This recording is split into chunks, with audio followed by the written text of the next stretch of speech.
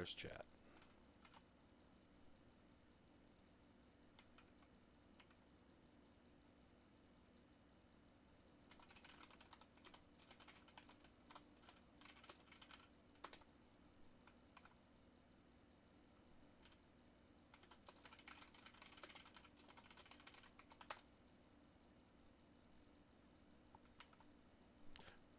Boy, that floppy noise really is terrific. Oh, okay. It looks like it's barely coming through on the stream.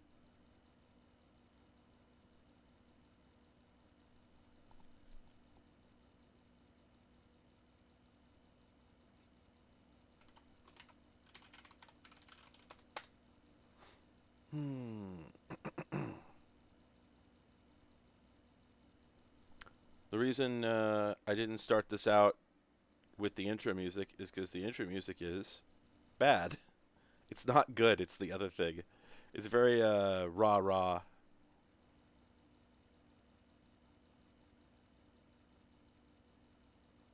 Very very America. Okay, yeah. Apparently, the last time that I posted anything about, oh, that can't be right. Wow, I guess it is. The last time that I made a community post on my main channel about my side channel was a year ago, which seems completely unbelievable.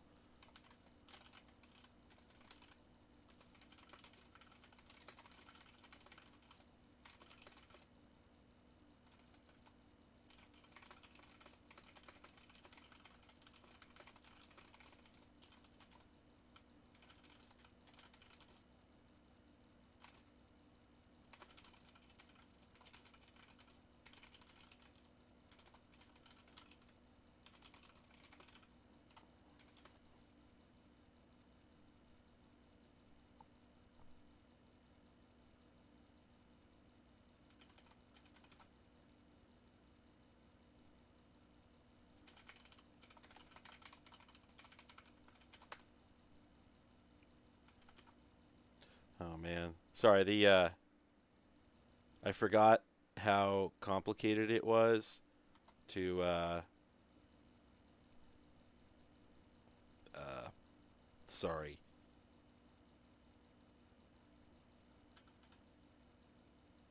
What the hell?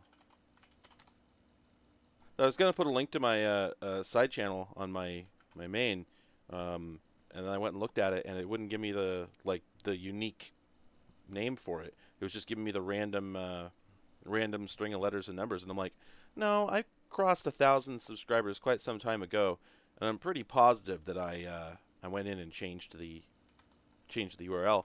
And apparently I did. I just had to go dig it out from some tab. That's weird. It's really strange. Like if you even though you have even if you have a custom channel handle or not handle because that's its own step. At this point, channels have a name, a handle, a UUID, and a custom URL, and they are four separate values that have nothing to do with each other. So you can have your even though you have a handle, you can't link to your channel with that. It's bizarre. I have no idea why that seemed like a good design decision. Like they gave everyone handles which have to be unique. Why don't those implicitly link to your channel? And can you have a channel that's named the same as somebody else's handle then? Because how would that get resolved? Yeah, I don't know. I'm kind of tempted to go mess around and see if I can uh, get an answer to that, but obviously not right now.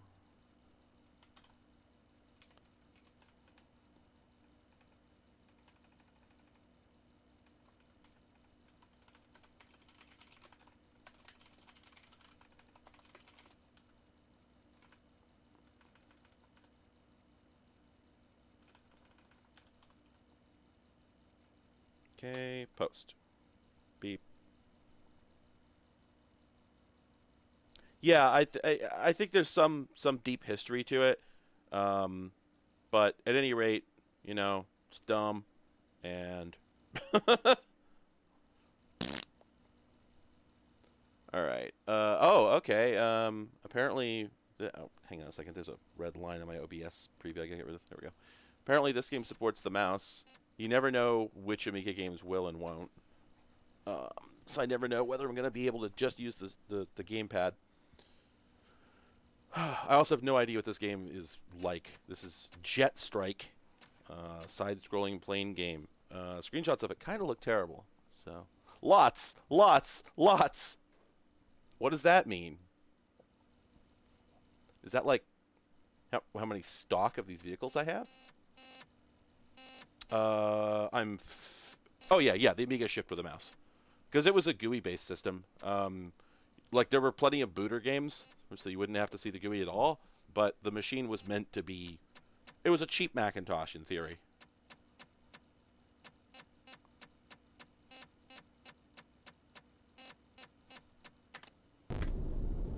Wow, it didn't quite load right, did it?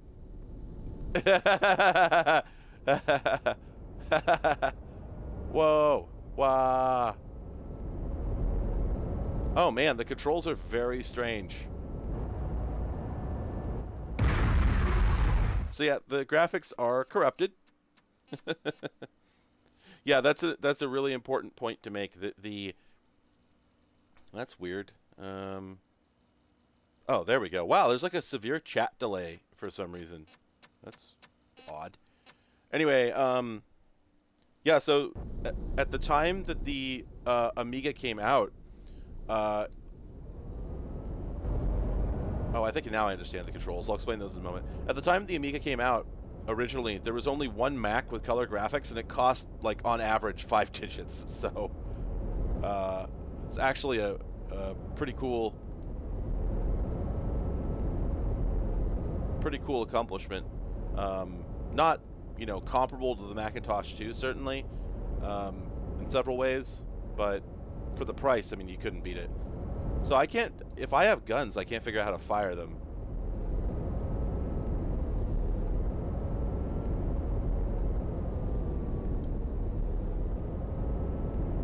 Boy, this is strange. So the left and right arrows seem to adjust my airspeed, my throttle, I should say.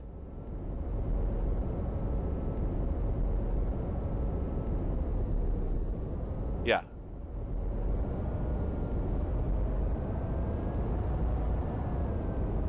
Left and right seem to adjust my throttle, and the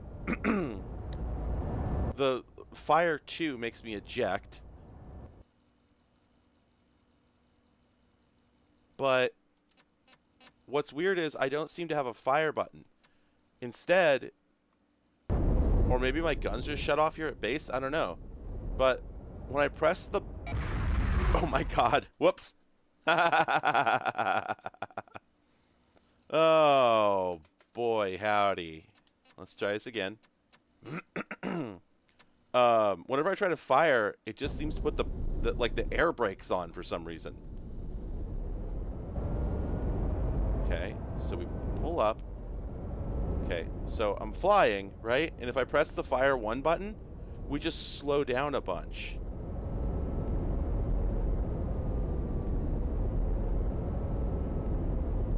That is weird. I don't know what's going on there. Anyway, so you press up and down. What?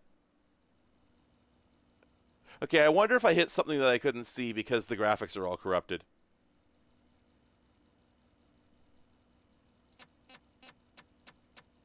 I really wish that weren't the case. Let me, oh boy. Let's take a look at the core settings. And just for kicks, I'm going to try putting this on a 1200. Why not? Why not? Restart.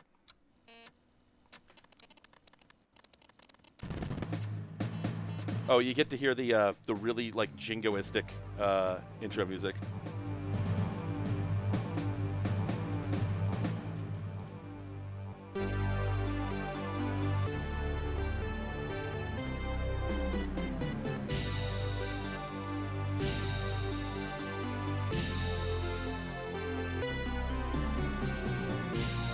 This is not a cat jam, I'm sorry.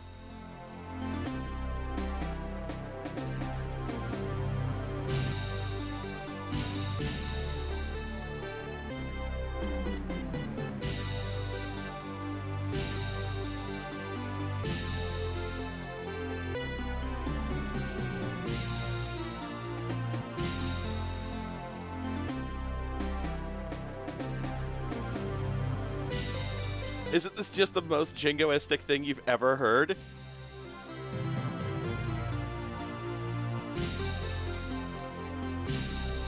Thank you, Nadia. Thank you so much for that input. I appreciate it. Yeah. I'm going to accelerate past this because I cannot take any more of this patriotic victory music. Oh, man. All right. Let's try this again. I'm just going to go for a dogfight. Probably get my ass kicked. Lots. Okay, alright, there we go. That's looking a little better. Whoa, it runs better too. Or at least it runs faster. I don't know if it's supposed to run this fast, but... Alright. Oh. Oh, I believe... Oh, there we go. Yeah, so I still... Wah! I still have no guns. I would have to, Okay, so spacebar does make you eject. Oh my god. Oh, there's a little guy there.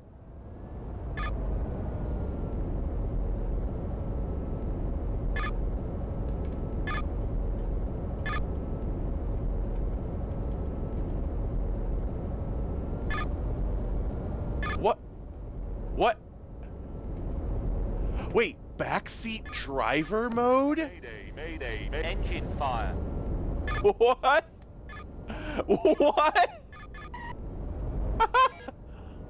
This is quite a game.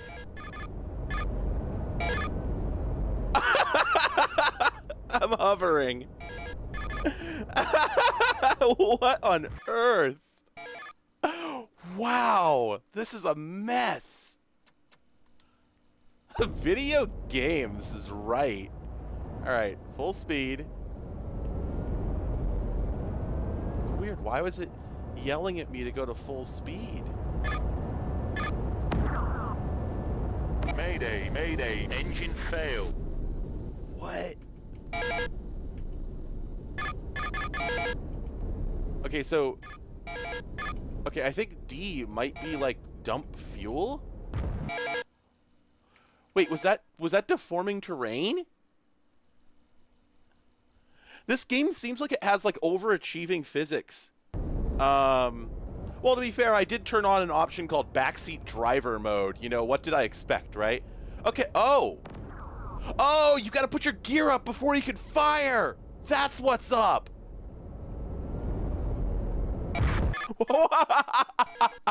Okay. All right. Let's see what we got here. Let's go. It's U to put your... Yeah, it's not G for gear. It's U for undercarriage.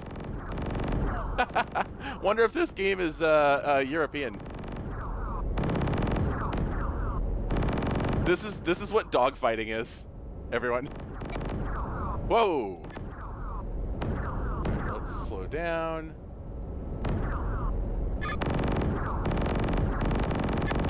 It is running a bit quick, and I guess I could put it in slowdown mode. There we go. Which I guess is the equivalent of pressing the turbo button on a PC, you know? So yeah, like you can't see what's in front of you in time to avoid crashing into it. Really? Oh yeah, I guess there was a British voice, wasn't there? Yeah, okay. So I'm gonna say probably a British game. All right. Do I have other weapons? How do I use those? Undercarriage up.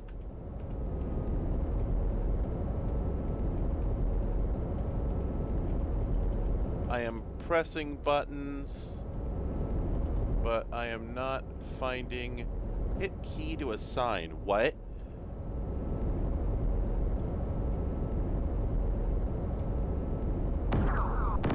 Huh. Oh wait, so did I destroy my target? Are there no more targets?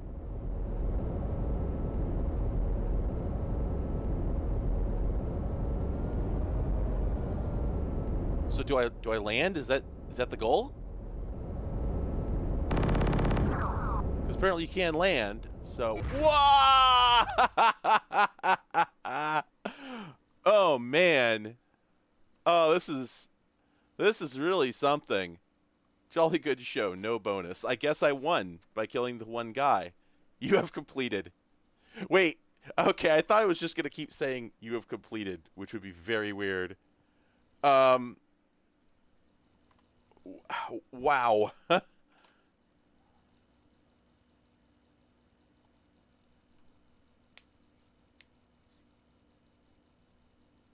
This is really,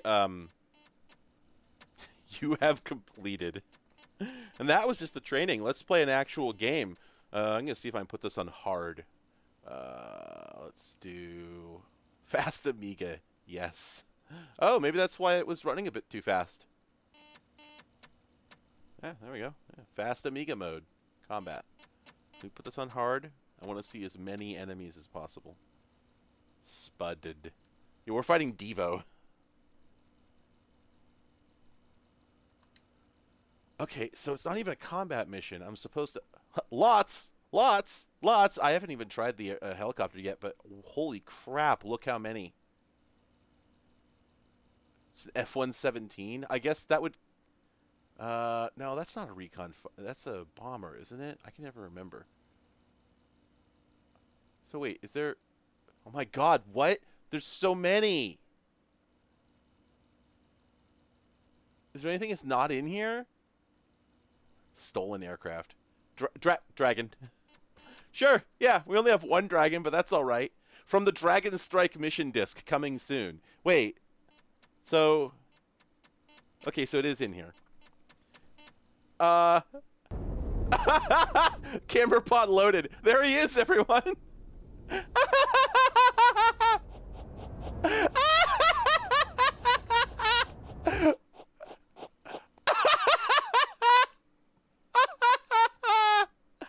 Wow. Wow. Yeah, I'm going to check and see if that ever came out. Yes, it did. Holy crap. Oh, no, that's right. I'm sorry. Dragon Strike was an unrelated thing. I don't think the thing they're talking about here ever existed. Dragon Strike was like a 3D combat flight sim sort of thing. Yeah, I don't think the...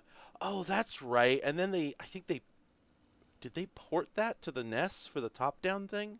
Is that what I'm thinking of? Anyway, wow. Wow. Yeah, dragons are full of fire.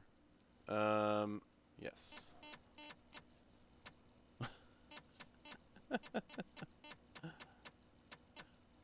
Yeah, I think it makes sense that dragons would burst into flames. What should they do?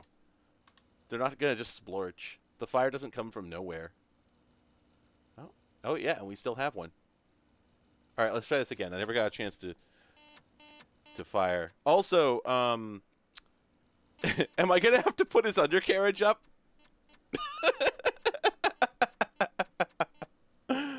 Let's see. Camera pod loaded. Drop tank loaded. Oh my god, it works. Yep, and he's got a fire. Okay, this game is too hard to play. I'm not going to make a serious effort of it because this is just really, really janky.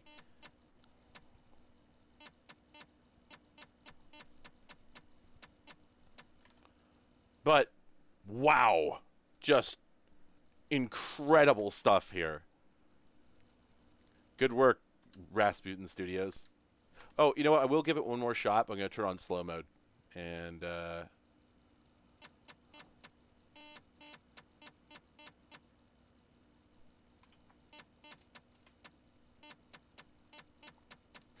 oh, yeah, like this is dope. I'm putting this on my, my list of good games. There we go. Okay, slow down mode on. Oh. Now, I'm supposed to take a picture. I don't know how to do that. Oh, anti-aircraft. Come on, I'm a stealth fighter. bomber, I should say. So then I wonder, was that target reticle for an AA gun? Let's find out. Oh yeah, it is. Okay. So that's not my actual... Was that Stonehenge? Did we just pass? Yeah, this game is incredibly hard to actually play seriously, so I'm going to bail on it. But I gotta say, I'm actually fairly impressed. Let me press the heart button on that. Yeah, that's pretty cool. All right, what else we got here? There's a Jetsons game, but it's not the SNES one, so I ain't got no time for it. What else we got? Oh, I was actually curious about several games around this particular area of the fire up Jimmy White's Whirlwind Snooker. Snooker.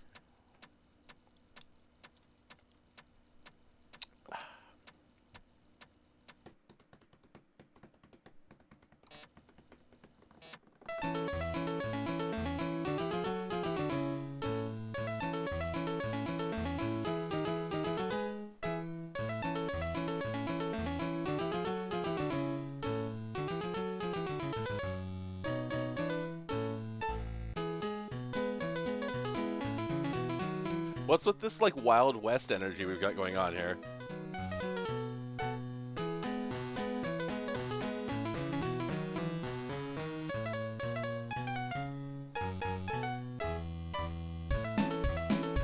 Oh!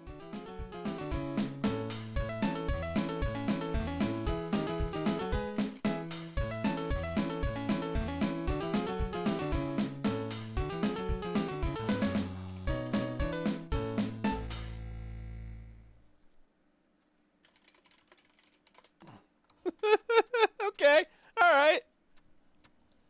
That was a bit of a bop.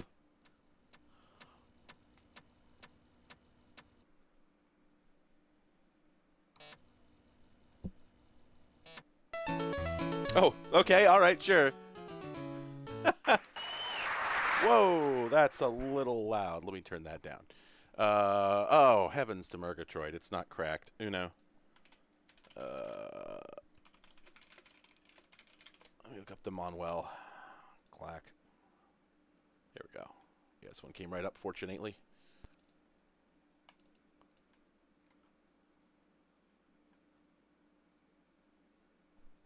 So let's see. Page 10, line 11, word 1.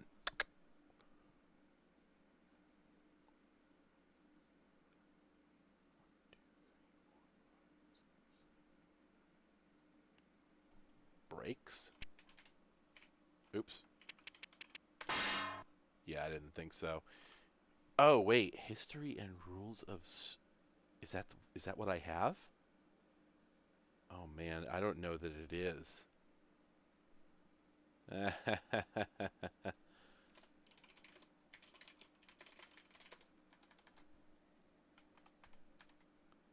right. Hang on. I don't know if I'll be able to get this.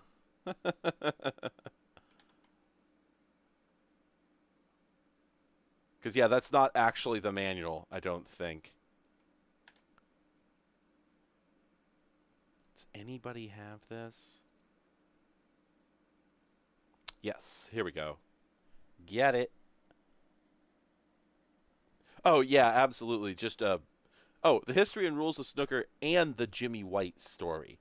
Wow, this guy. This guy here. All right. Page 24.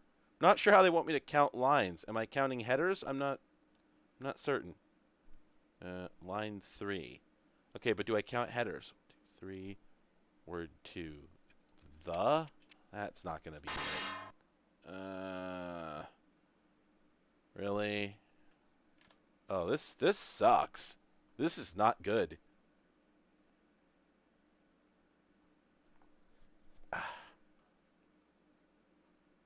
Okay, okay, this page is pretty clean. Line 9. 2, 3, 4, 5, 6, 7, 8, 9. Okay. Word 1. During. Please tell me that actually worked. Oh, hey, it actually did work. Doing. Okay. That's interesting. 1-player game, 2-player game, 2-player practice. Feels like there's some options missing there. Oh. Oh, okay. Undo feature not... Oh, can I change that? No?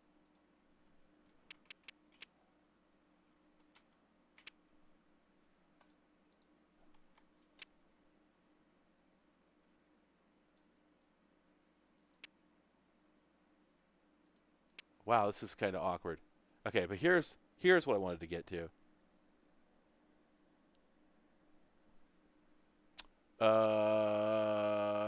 Okay. So that controls where we impact the ball. Oh, wow, look at that. Now, I think I am still on the 1200, but dang, that's still pretty quick. Place the cue ball. So do I... Okay, there we go.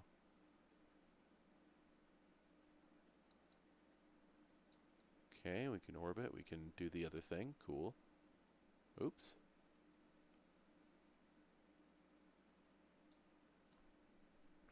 Q left. Oh, neat. Hey, that's pretty nice. A lot of these don't really do that. Oh, yeah, you've got total control over the angle thusly. I really like that. Oh, you can also put the controls on the side. Hey, that's neat.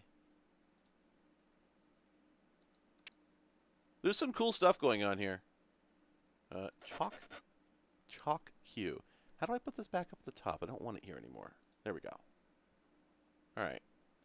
Okay. And then set power. Oh. Okay, so which one? Okay, yeah, this is zilch power. Up to lots of power. Yeah, let's just go for maximum here. All right. How do we smack it? View. There it is. What?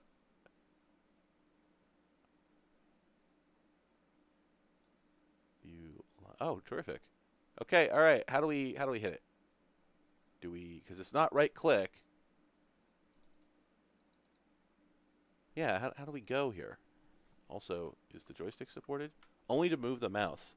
Huh. Dang.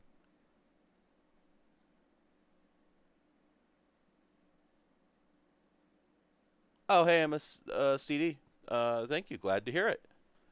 Yeah, I inferred what you meant.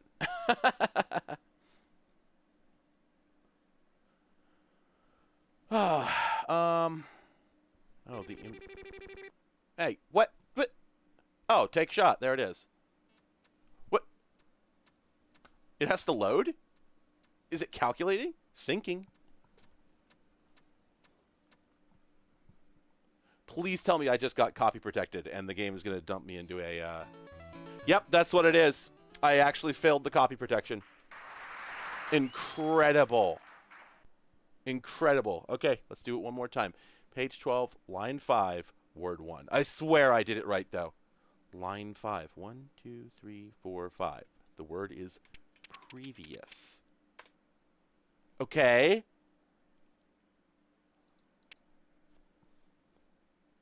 Place any ball. So we're in sort of like a practice mode here.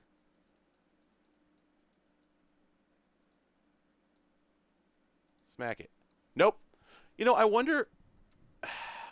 Maybe I didn't fail it. Maybe it's crashing. Weird. You know, it's not like... It's not like... this stuff ever fails, you know. Emulation's perfect, right? There we go. That's what I'm looking for. Let's put this back on... There we go. Let's put this back on the 500. Oops. Yeah, we'll put it on automatic. Sure, why not? And then restart.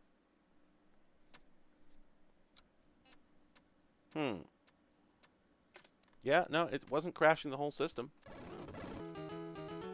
At least I don't think so. Alright, let's try it one more time. Line 8, or page 8, I should say. Okay. Line 1, word 6. Which? Okay, again, that looks like it worked. But I'll bet it just restarts when I smack the ball. Here, let's just... Nope.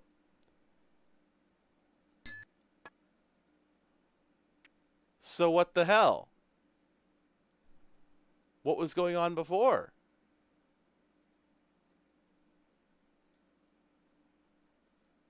Yeah, I have no idea. Okay, so view line. Oh, can we not? There we go. You know, there's probably a mode where you can see it from above, now that I think about it, but...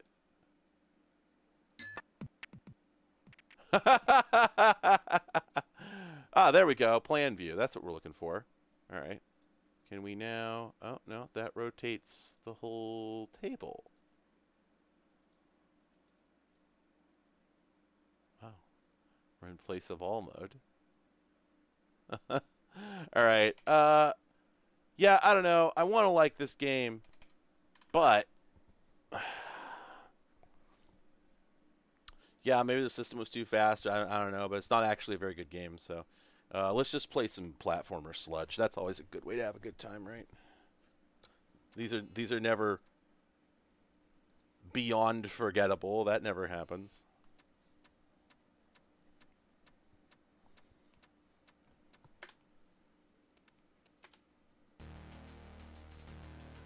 Oh, there he is.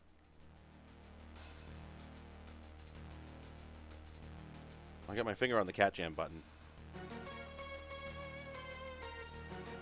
Is this? I'm actually withholding it. I don't think this is a cat jam.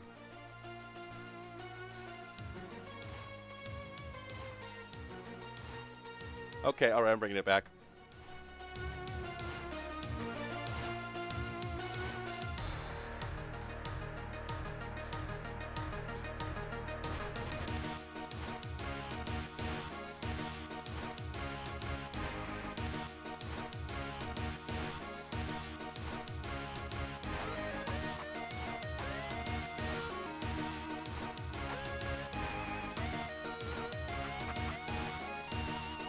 Oh yeah, a lot of this music. I'm gonna get a copyright strike on this stream anyway. I always do. So.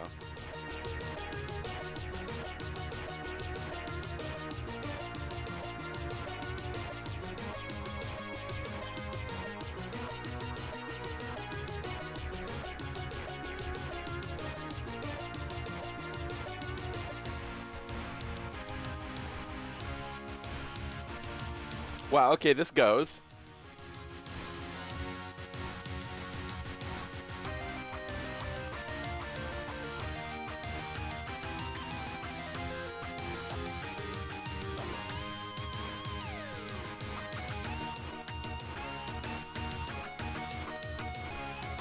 Still going.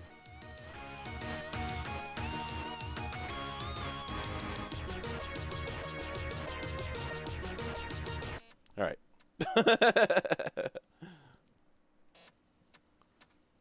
I'm there. Oh man, I love Doom. Pardon me. I would love to be there. Let's go to there.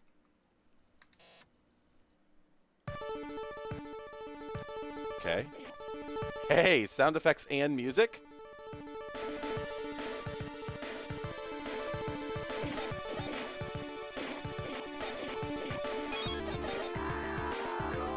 Oh, it's the one-hitter quitter game. Okay, apparently I have a chargeable screen clear. And now I have a key.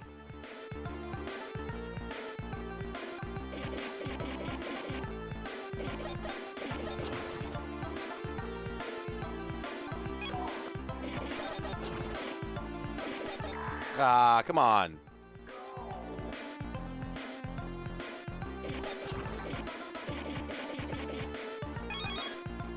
Kind of a clashing palette here, if I'm frank. Oh my god, of course there's a timer. Of course it has a timer. And a really aggressive one. God forbid you just be able to wander around and enjoy the game. Just sort of figure it out. Yeah? I have to shoot the dog? I don't wanna. This music bops.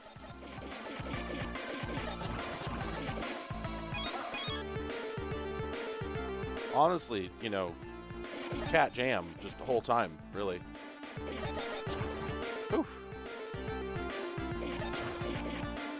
Is there a dog generator up there?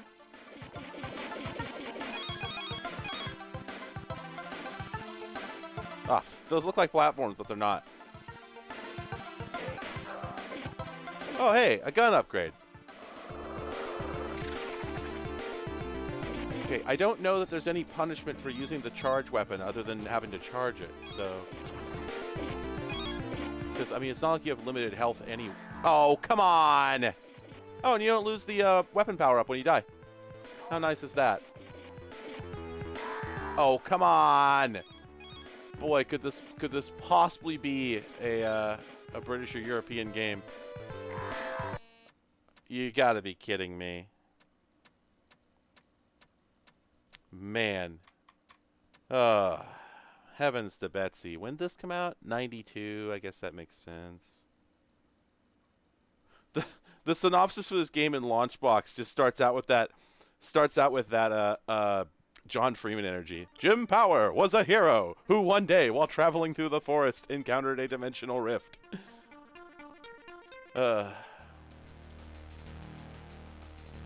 Well, that doesn't seem all that great.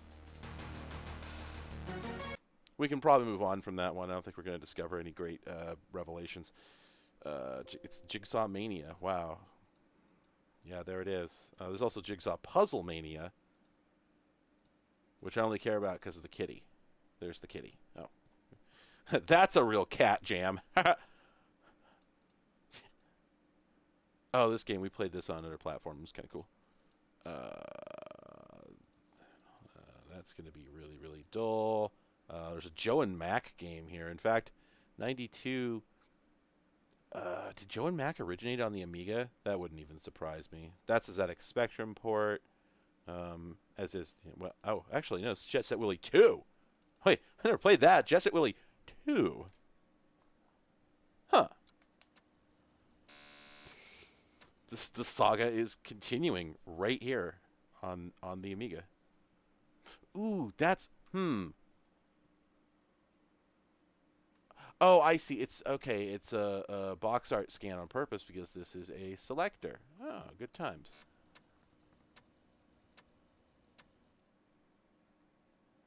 Joe and Mac is a Data East game? I did not know that. Oh, I have a Stream Deck. That's how I turn on the cat jam. Okay, so this is a port. It says converted by. That's the old term for port.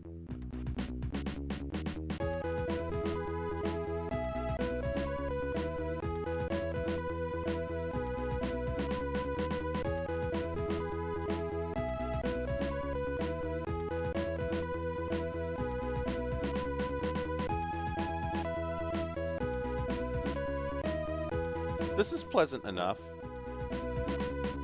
I don't know if it's a jam per se, but it's pleasant.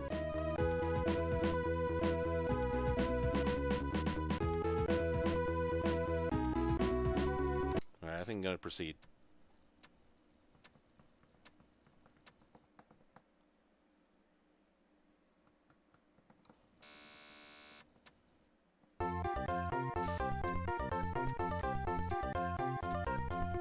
Willis.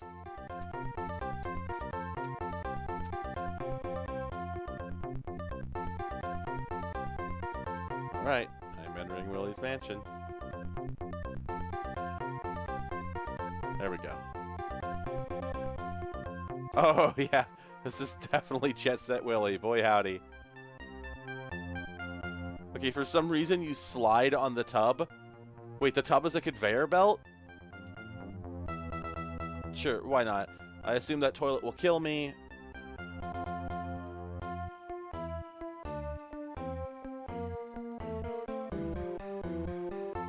Oh, man.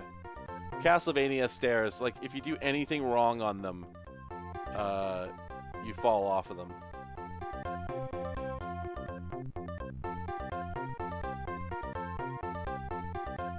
Hate that sprite.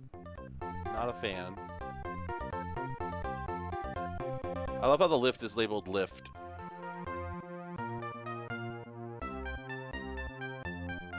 You know, at least this scrolls. Wow. You have to jump over the open stairs, but the enemies don't. Alright. I'm having an exciting time in this action game. Walking. We're not going to be able to jump over that.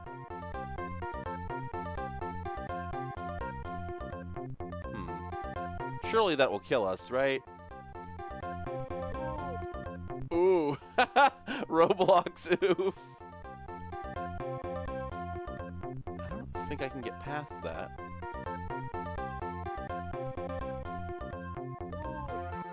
Oof. Oh man, this is rough. Okay, we're finally getting a coffee mug or whatever that is. Whoa. That sound effect is definitely glitched out. Okay, this game is not good. Oh boy, howdy. Well then.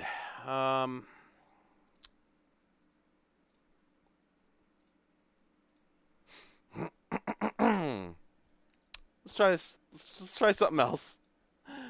That's a Spectrum port. I'm going to press the random button to jump to a random game. I've done it. Were we here before?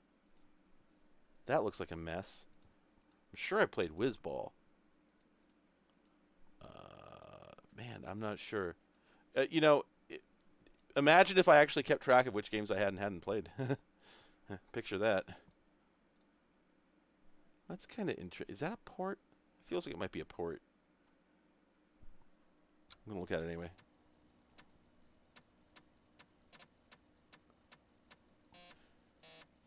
Yeah, no, I definitely pronounced it Willis. Whoa.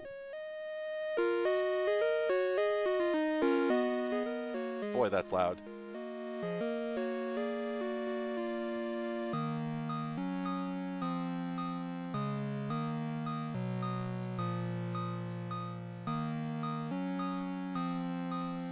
Technically, there might be a way to have Launchbox tell me what I haven't played, but it's not super straightforward. Oh yeah, 100, you're totally right. Like, the reasons that Super Mario Brothers caught on so quickly are not in dispute. But I talk about that every time I do this, so we don't need to harp on it again. All right, what are we doing? Oh, this might be copy protection. I'm pressing buttons and the books up there are changing. And I'm not sure what that gets me. Yeah. Ah, dang. Oh, wait. Spit, type, physical. You know, I wonder if I'm supposed to have a picture right now. And maybe this isn't working correctly. Yeah, okay, because I'm changing spells on my left book there. Now I'm changing them both. What on earth? Alright. This one's either broken or I don't understand it. I'm going to move on.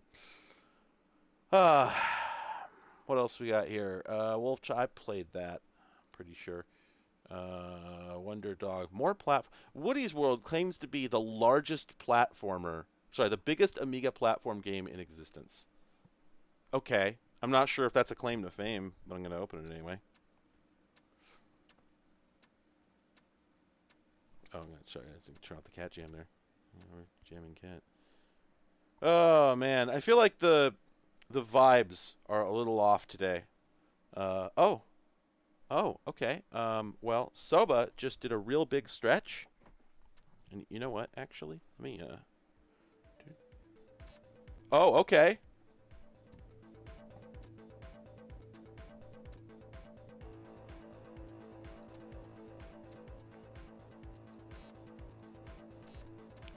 Also, I'm going to, there we go.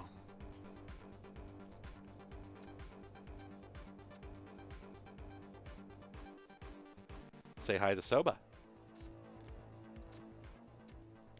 Stop licking yourself. You're on camera.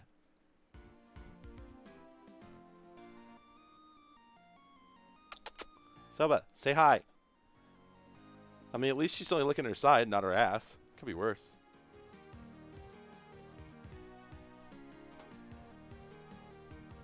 Oh, she licked me. Wow, I really expected my coming over here and bothering her to interrupt the process, but it just didn't. Oh, there we go. What now? Oh, back to sleep. Oh, no, she's got to lick the other side. Wow.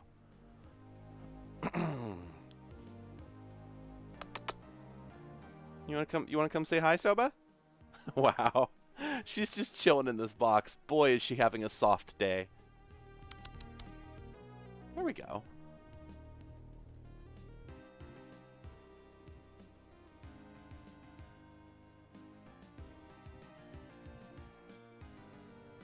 Gosh, she's such a pretty cat. Big fan of Soba. Big fan.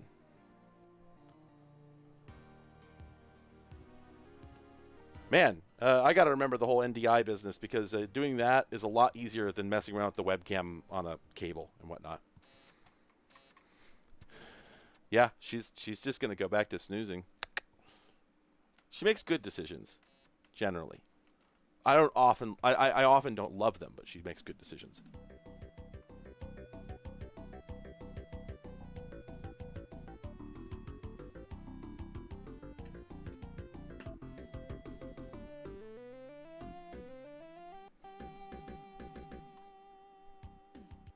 Okay, music's all right. Yeah, they're both just gorgeous cats. Thanks for joining, Joseph. Ooh. More good music.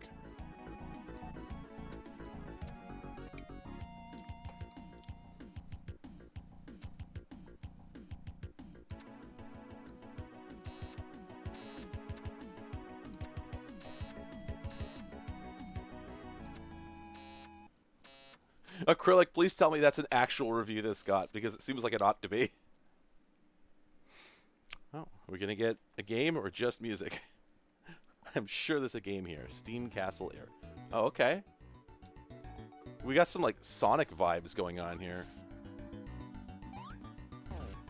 Oh, okay. All right. You can Mario guys in this one. Really good motion. Really good. Like, super solid air control, etc. Okay. I'm intrigued that my fire buttons don't do anything. What? Oh! Oh, and it's not insta-kill. I actually have limited health.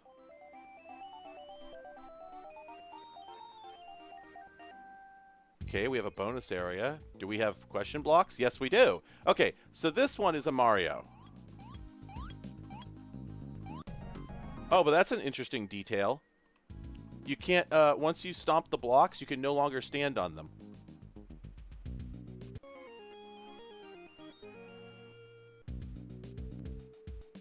Wah! It spawned me right into an enemy.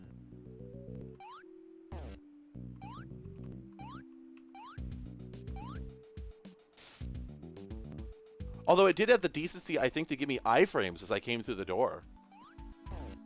Okay, that guy had a spike on top, and I expected to get spiked. But I guess that's just for decoration.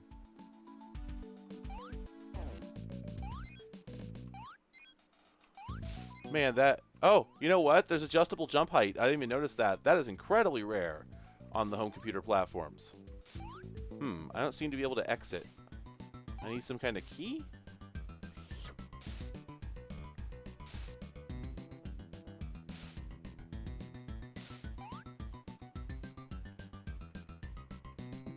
Wah! That's weird.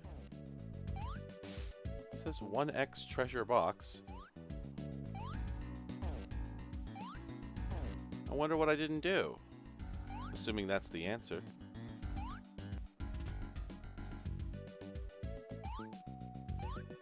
Oh. There it is. Well, how do I get up there?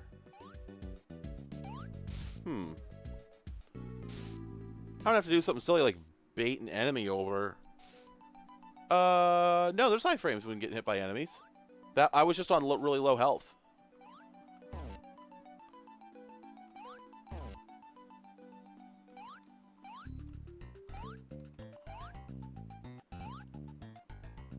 Hmm.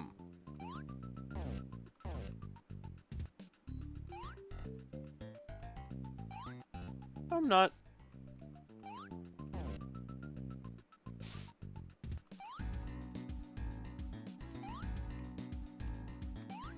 I don't seem to be able to charge jump. How do I get up there?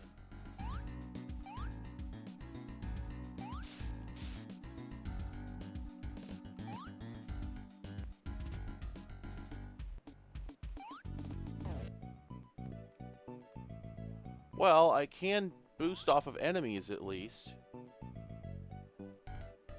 Yeah, I feel like I'm going to be really, really mad when I figure it out.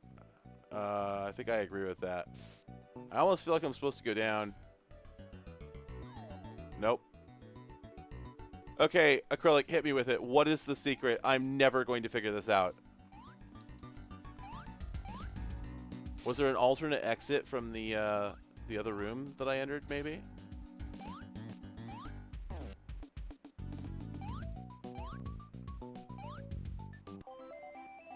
Probably not.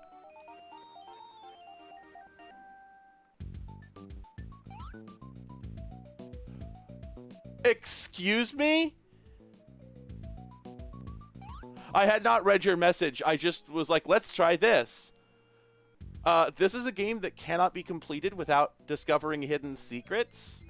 Or is that true? I mean, I guess we'll find out in a moment here. Because I'm assuming that I have to collect this box in order to proceed. But maybe that's wrong. Well, it does show a green number next to box. So maybe that means I'm good to go.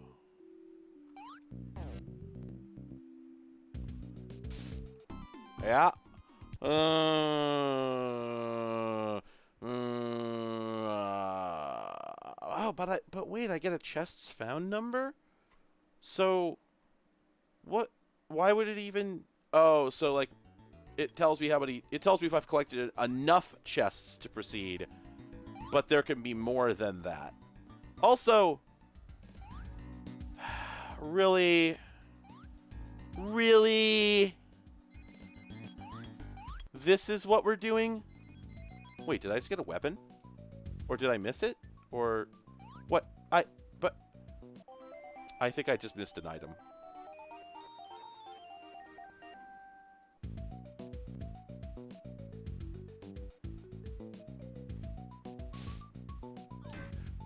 I was going to go for the leap of faith, not realizing that I just had to wait indefinitely here for a Vader to come down.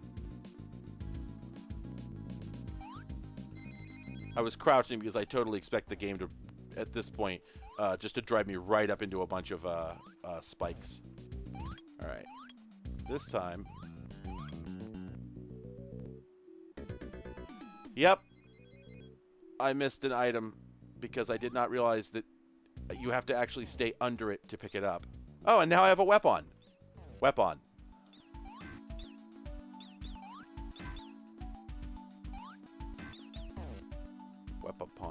Weapon. Oh, now of course, like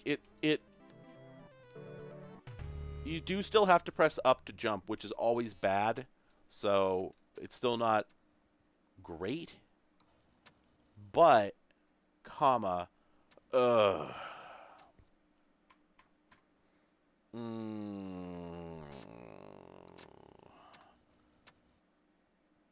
So this ostensibly came out in 1993, which I can believe that.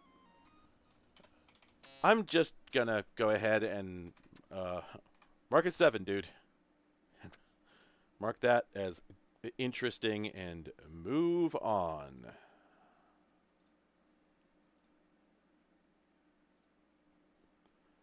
All right. No more cat jam. We've not been cat jamming for quite some time.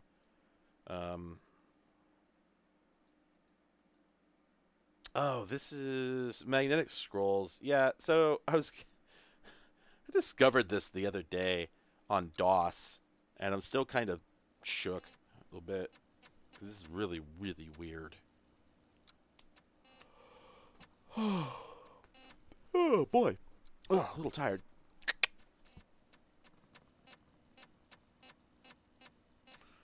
Weapon, weapon, weapon, pawn, weapon, weapon.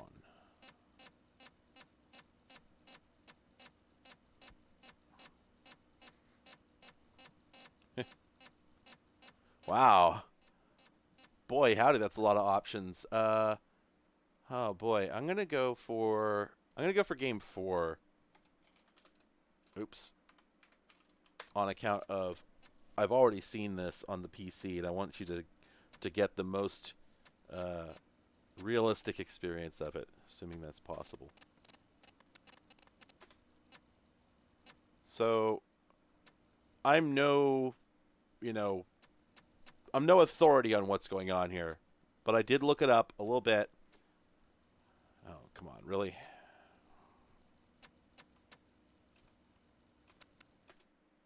Oh my God. Okay, hang. I'm not gonna be able to do that actually, because these games are wrapped up in. Yeah, these. Did that work? Probably not.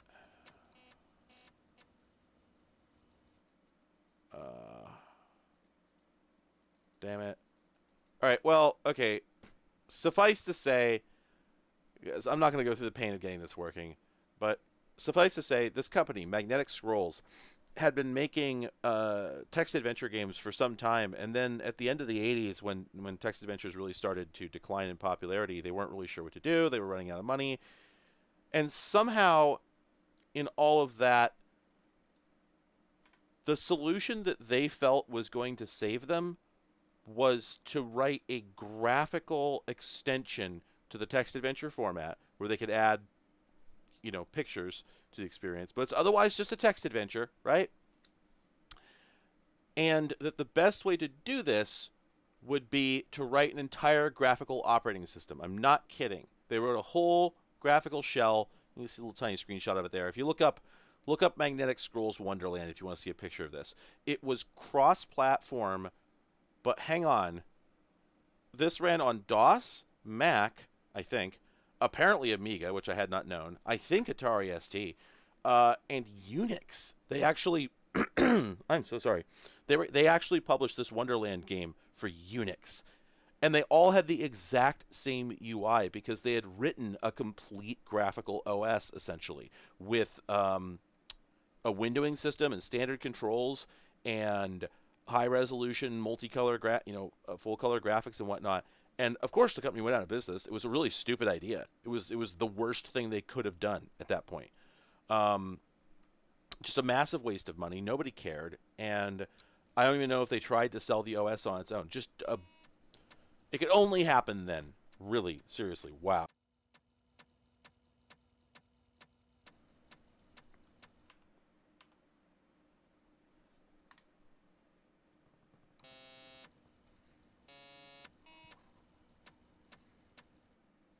Yeah, essentially, yeah, Kingsway, but very, very early.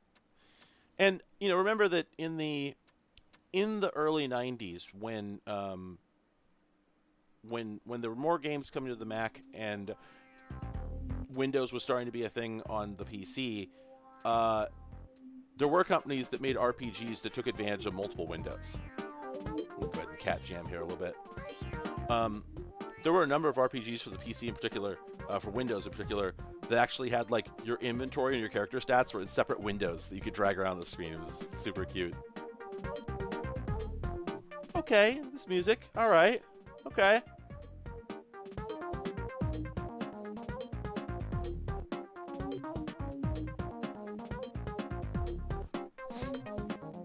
Yeah, there were certainly like shared engines between text adventure games and also particularly the Sierra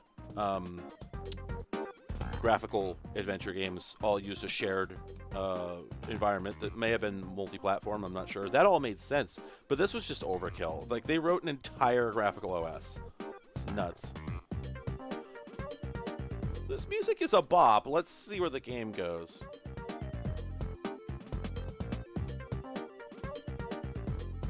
God, that's really a bop. This must be late. Yeah, this is from '93.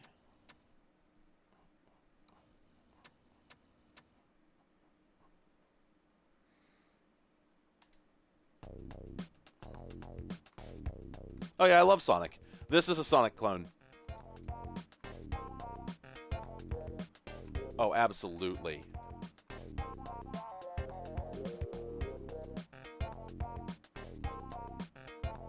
No sound effects, naturally.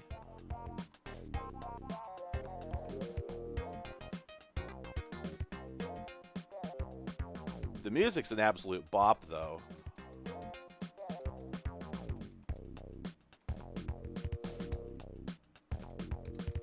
Oh, interesting. Okay, I've got chargeable... I can charge my shots, and it looks like it just controls how far they go.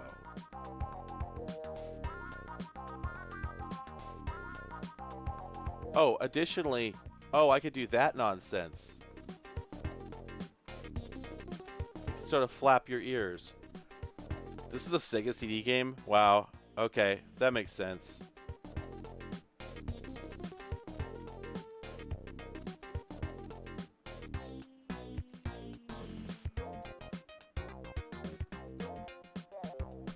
Okay. Oh.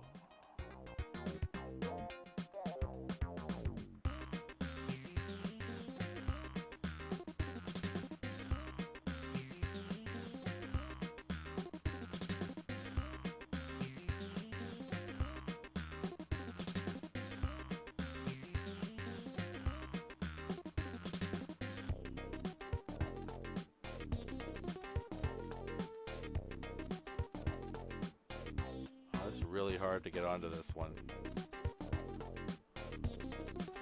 You know what this sounds like? This sounds like the music from the Zachtronics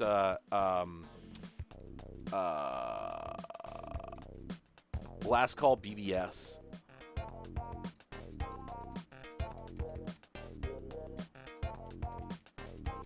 Wait, are those rabbits actually hurting me? I swear they weren't earlier. What?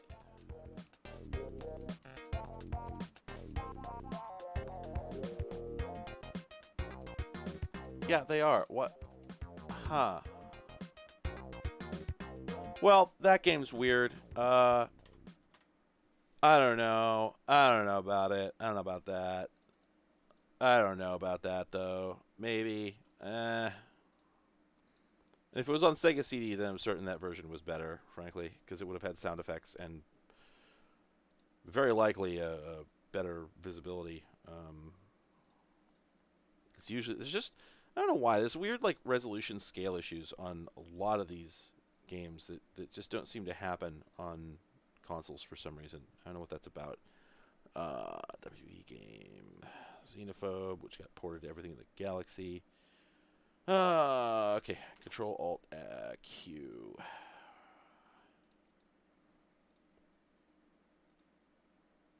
Wait. What was that? Did y'all see that? Did you see the screen get bright and then did that happen? Or did I imagine it? Oh, there we go. Oh. This is like one of the only games here that has box art, I guess. Man, that freaked me out. It's a lot of like ZX Spectrum ports, it looks like. That looks interesting if I wanted to play a game like that. Oh man, are there any games on this platform though? Oh, this thing. I was playing this the other night on the on DOS, and boy, this is a strange one. I'm gonna fire this up. This is really weird.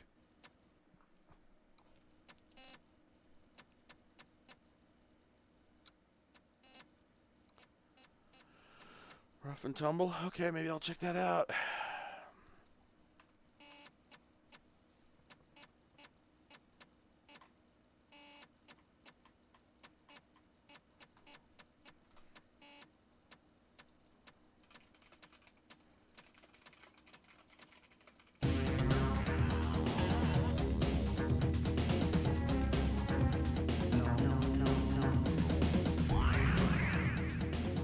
Okay.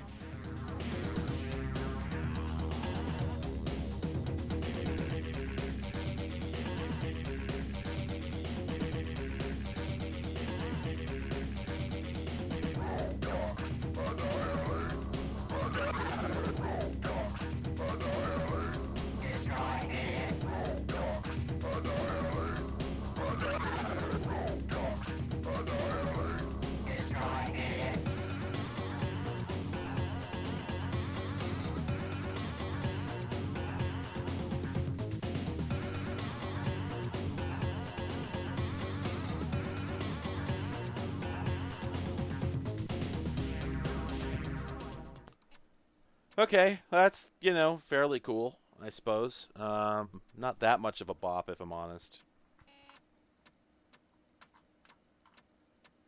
I'm really tired today. I don't know if I'm going to do the whole, I usually go for 3 hours, but I might not do that today. I don't know. I'm just not feeling it. I mean, it was really just streaming was an excuse to clean up my room because it was a real mess. Made it a little bit nicer. I will show y'all. Don't let me forget. I will show y'all a thing project that I'm working on. At least before we, yeah. Anyway.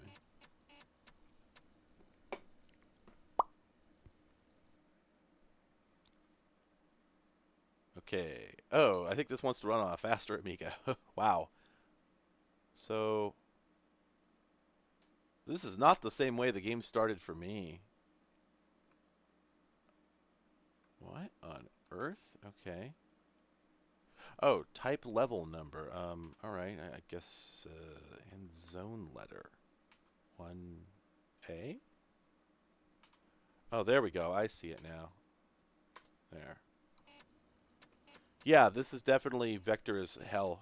Polygon as hell, I would say. Okay, yeah, this kind of wants a... Wait.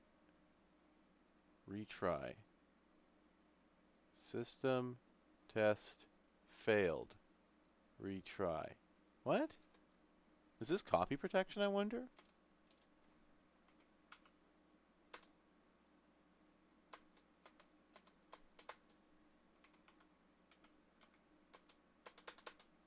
Huh. I don't know.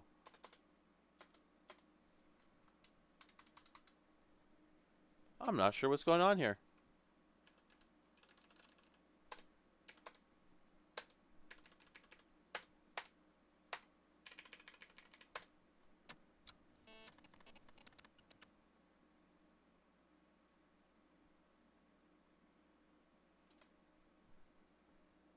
Okay, and it seems to completely fail to load on the 1200.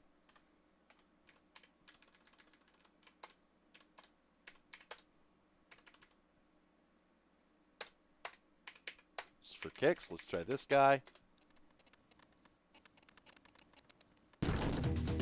Okay. It's dumb because like I could just play the DOS version, which I know works. I just have to go dig it up and change my OBS layout.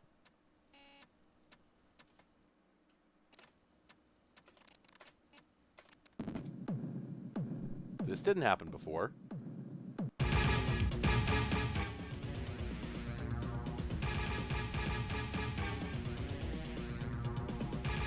Okay.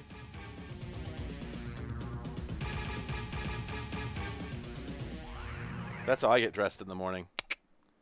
I wonder if that was copy protection. Yeah, don't worry about it. He just henchened. Everyone check it out. It's Ultraman.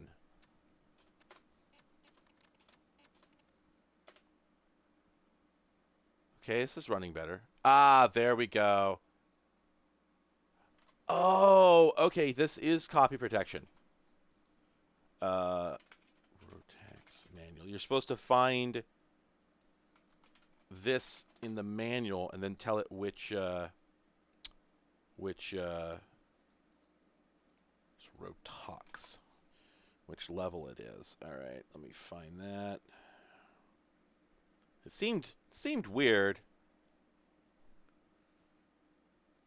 Yep, there we go. It's got maps in the manual. So hope you're good at recognizing abstract chunks of a map, because boy, this isn't easy. Well, did I find it? I think I did find it. I think it's level 8H. Maybe not, though. Let me look a little further.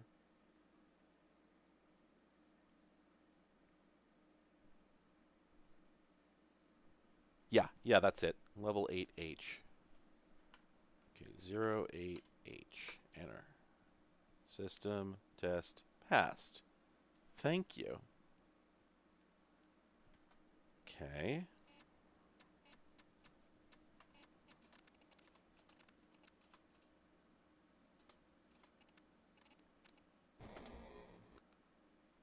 Oh, boy. Oh, it's a lot quicker than this on the PC. Oh, there we go.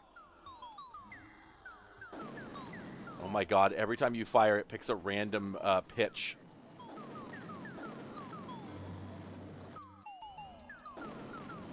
Hope you don't have motion sickness, because the whole game's like this. So that indicates that I've cleared all the enemies out of a particular region, and then I just have to go to each region one at a time and clear out all the enemies there, and I have to do it over these... Oops. There we go. There's no jumping, and you can't get a side view, and you have to travel over these moving bridges and like shape-changing platforms and stuff. You know, so that's kind of a neat idea. The enemies don't really represent that much of a threat. They're mostly just annoying, and you know, especially because you do have to get them all to proceed. And when you blow up some of them, they sort of just go everywhere, so that's annoying.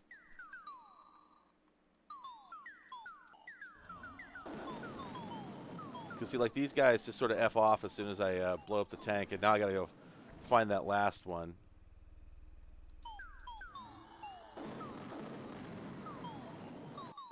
Oh wow, I don't remember this guy being in the PC version.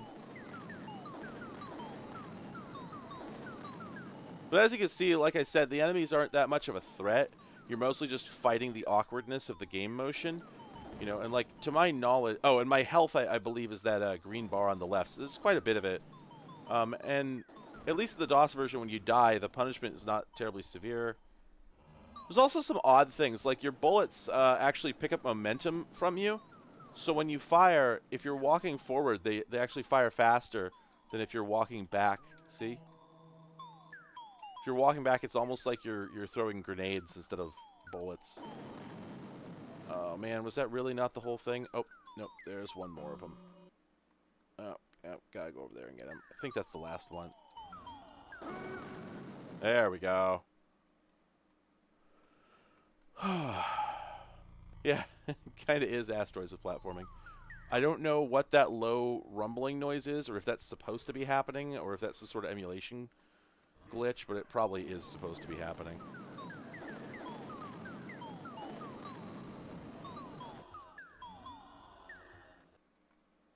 Okay, that's a weapon upgrade over there, which I would love to get. Oh yeah, and then sometimes they just cluster a whole ton of enemies, like an unreasonably... a comical number of enemies like this.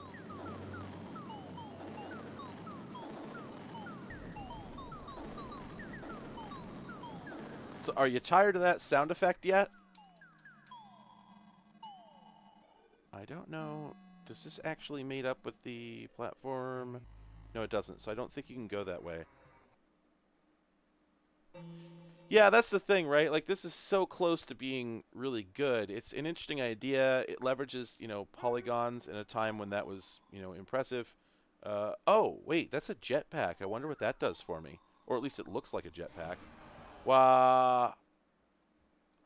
Yeah, whenever you fall off, it just takes a bar of your health and then drops you from the top again. And so sometimes it's actually sort of worth it to take a death just to, you know, get the lay of the land. Come on.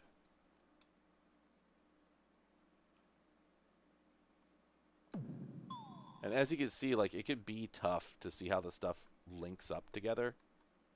Wow.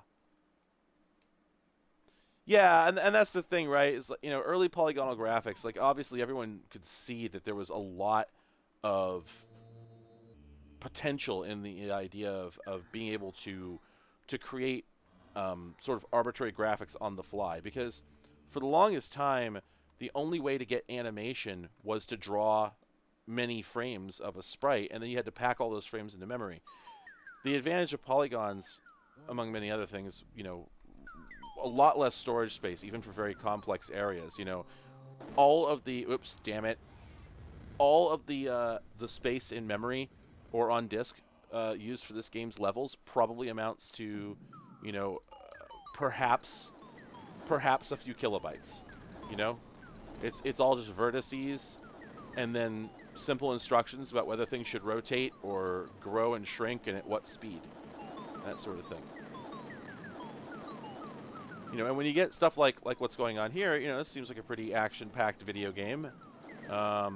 It's abstract, but, you know, is otherwise... Wow, this guy takes a lot of fire. There we go.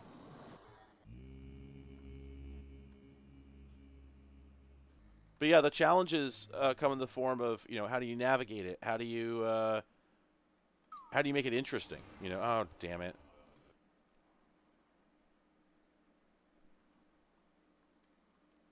How do you navigate it? How do you make it interesting, you know, beyond just being technically impressive? You know, can you make a story work in a game made entirely of flat shaded polygons that are so slow to render you can only fit a couple on the screen at a time? You know? And so in this game, you know, if you pay close attention whenever it does the top-down view, you'll see that it really is very, very abstract. It's just got random shapes, kind of, that don't make any diegetic sense. You know, there's no story. There's no plot. Oh yeah, this thing was weird. I don't remember if I can even cross this or if I'm waiting for an animated platform to come over. Come back here.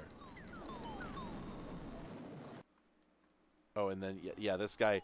The platforms don't move you, so you have to keep up with them manually. And it can really be frustrating. And then sometimes you get, yeah, these little spindly bridges like that. You know. Kind of irritated. I have not... There's a weapon upgrade that I found pretty easily in the PC version. I haven't found it here yet. Is it back here? Nope. Where the dang is my weapon upgrade?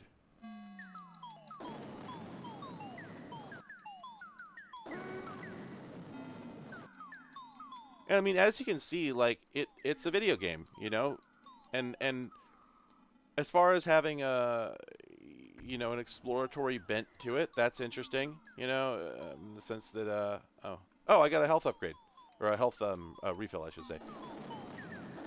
Yeah, so it's got like, you know, a certain amount of sort of light exploratory kind of energy to it. You know, you never do the same thing twice. You know, you're always exploring new terrain, as it were. But of course, as is often the case, yeah, with these early polygonal games, not a lot of variety. You know, you've seen the entire game loop. This is it. It doesn't get any more exciting than this. Okay, weapon upgrade might be on that ship up there.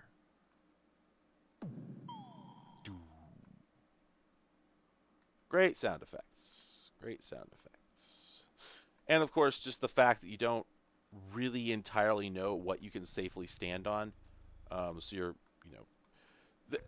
The saving grace is that they don't kill you when you fall off, right? If they just killed you all outright when you fell off, the game would be unplayable. But they do give you the saving grace that the only thing that happens...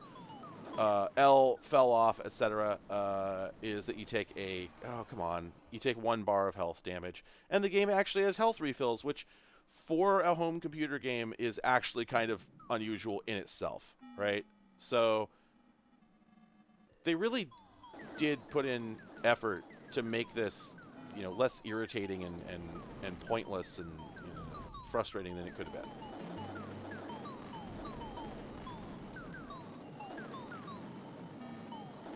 So I wish I knew where is the weapon upgrade? And of course it would be nice if it ran at more than an frame. We've invented a new type of game that gets more than 1 frame per second. We're calling this a frame rate.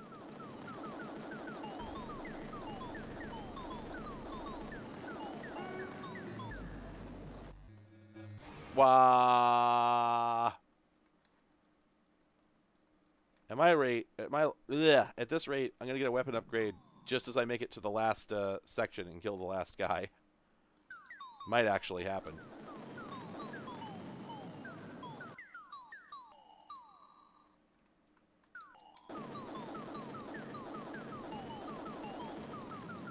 Like, for all I know, this is the, you know, the final dude. Wow. But yeah, look at this thing is just absolutely eating it, just rendering, you know, what is this, 8 or 9? That's more. That's like 12 polygons, something like that. Of course, we don't know if it's culling the ones that are off screen. Maybe it's, you know, just obliviously plotting those pixels and then throwing them away. There we go.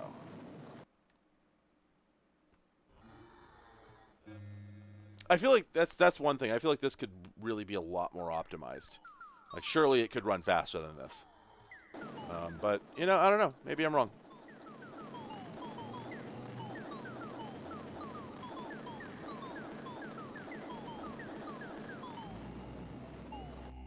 There, that's the weapon upgrade.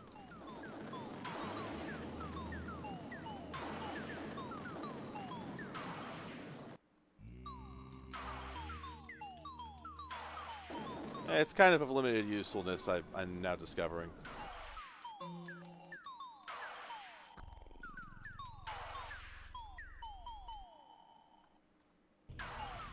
Of all the video games, this is one of them.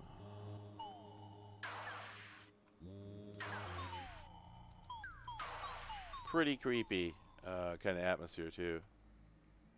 I mean, I dig it.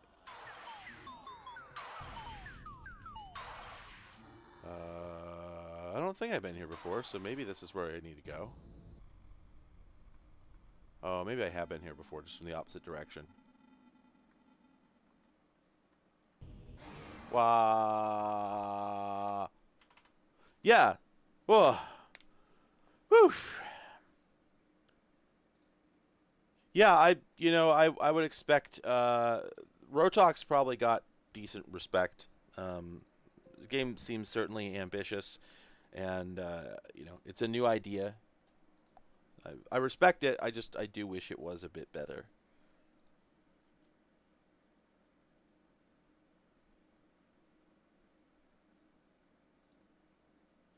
R-type port, Natch. Another platformer.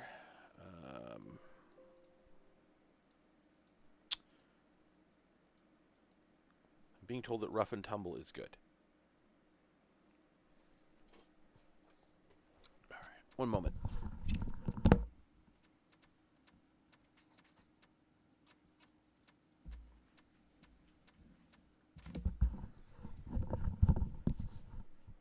Damn, there he is. Well, there he was.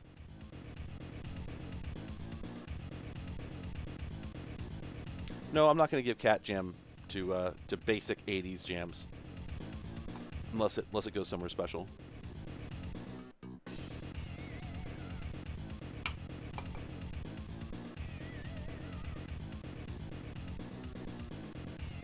This is okay.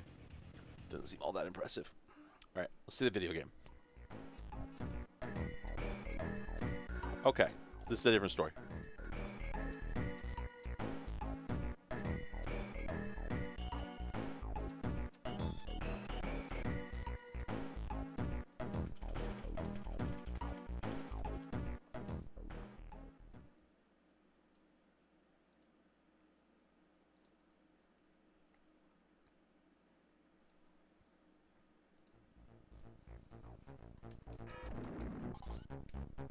Okay, sound effects and music. So this has got to be, yeah, it's from '94.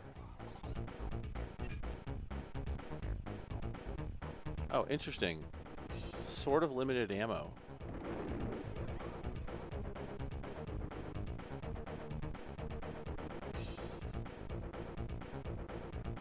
A little floaty, but otherwise like pretty good motion.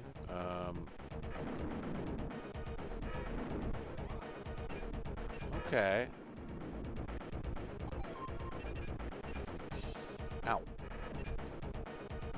Oh, and you know what? It's the type of game where... Wah! Huh. I'm not sure what I got by.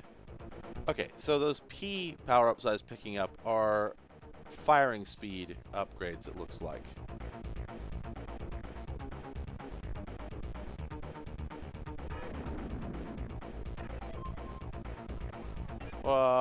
Wow. Okay. Oh, okay, and this is a limited time weapon upgrade. So I gotta use this as quickly as I can before the bar runs out.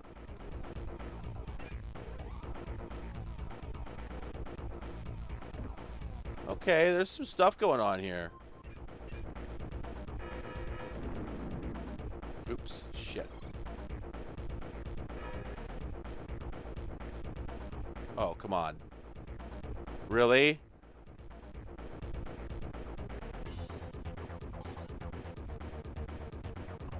You gotta fire first, then change direction. That's a little awkward, but okay. Okay, so I think technically I can exit the level at this point. Wow. Yeah, so, you know, it's a little awkward, but overall, yeah, okay. That's pretty neat. Yeah, it's a little bit of a, like a Gex kind of energy. This is a solid platformer. You know, you could play through all this and not feel like you're wasting your time, I can tell.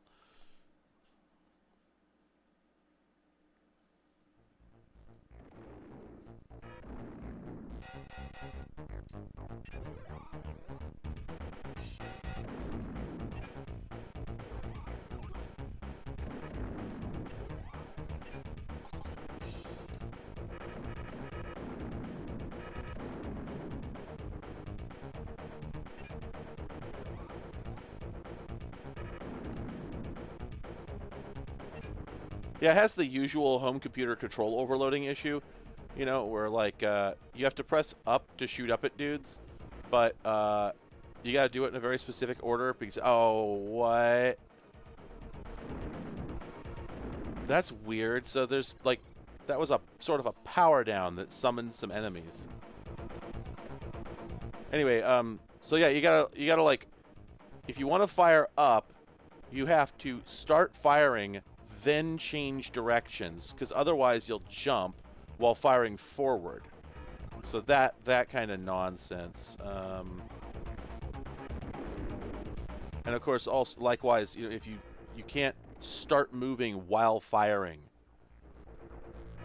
and then every time you die, and this is really a problem, it has like it has a shmup syndrome, right, where you have all these power-ups loaded, and those let you actually progress. But then if you take a death, you restart in the same spot, but you don't have any of the power-ups anymore, and they're gone. You can't get them again. So now I'm actually like, I can't really fire my gun fast enough to really fight these dudes effectively because they're positioned close enough together that they're really kind of supposed to. You're supposed to have a better gun. Yeah, my opinion on that one soured pretty fast. It's okay, but I don't know. Boy, there's a lot of platformers. And the problem with platformers on this platform is always the same thing. You have a very, very narrow camera angle. Your FOV is just super limited, which means that you really can't see anything until it's right on top of you. Yeah, and that's, you know, it's very subjective, but I do agree.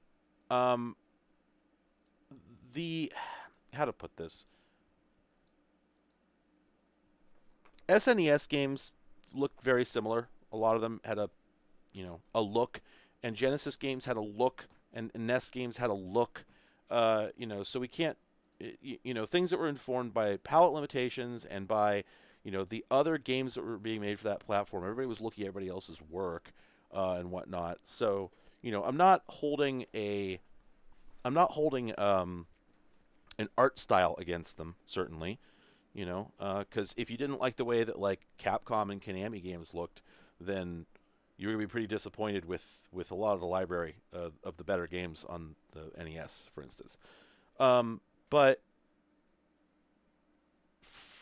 because the Amiga featured such high color for the era, I think people just sort of kind of got away from themselves in deluxe paint and ended up adding a lot more gradients than they necessarily needed to, and it started to really interfere with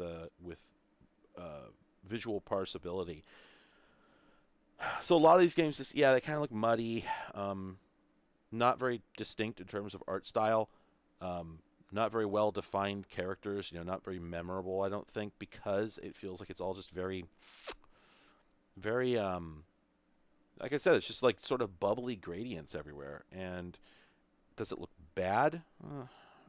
Not per se, but it is a little just kind of generic. And it's weird because you know, you can't pick a platform or an era or a place or anything and say, "Oh, all these artists are bad." That's obviously nonsense. Um, the how do I put this? It's obviously not the case that the artists were bad. Like that's just unreasonable. You can't say like, "Oh, everybody making games for, home computers was uninspired." Like, no, that's obviously nonsense. We're talking about thousands of people across, a decade almost in different countries, who didn't know each other and didn't see most of each other's work. So I don't know what the common thread was. But yeah, I do feel like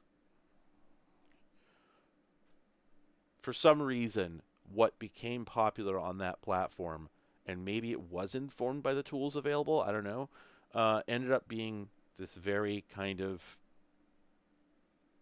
indistinct, muddy look where I used to love it. I used to think it was really, really cool. I still think it looks good, but when I play a game that looks that way, um, yeah, Dreamer, that's a way to put it, right? People coming over who are used to making very simplistic graphics, now they have all these colors, but this is new technology. What do you do with all that? Well, ooh, we got gradients. We have more colors. Let's fill in some gradients. So you end up putting gradients everywhere, and you end up effectively, winding up with nothing. Um, it does kind of feel like that's what happened. Um, I tried to play Trolls last time, and I think it wanted copy protection. Let me see. Pillow shading. That's the term.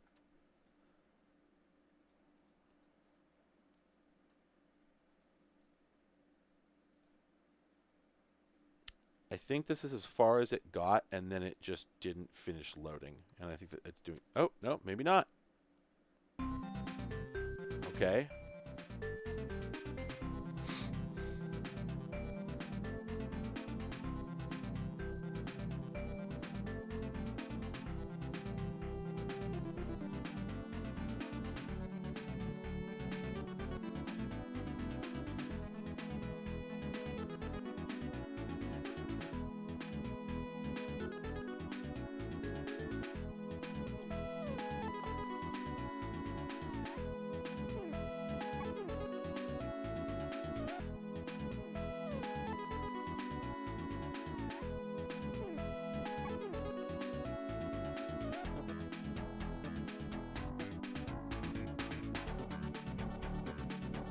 It's a bit of a bop.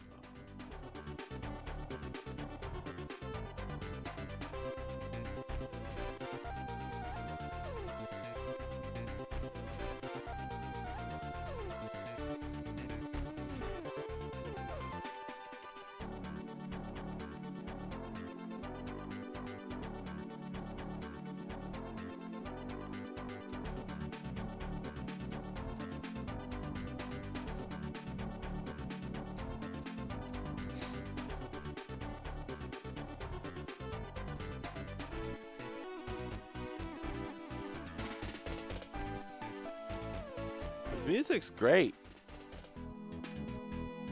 Oh my god. This was the problem. I think if I look in my E drive, I'm going to find the Trolls... Oh, no, I didn't extract it there. Man, whatever. I'm gonna fix this. Give me just a second. Let's see. ROMs. Computers. Commodore. Amiga.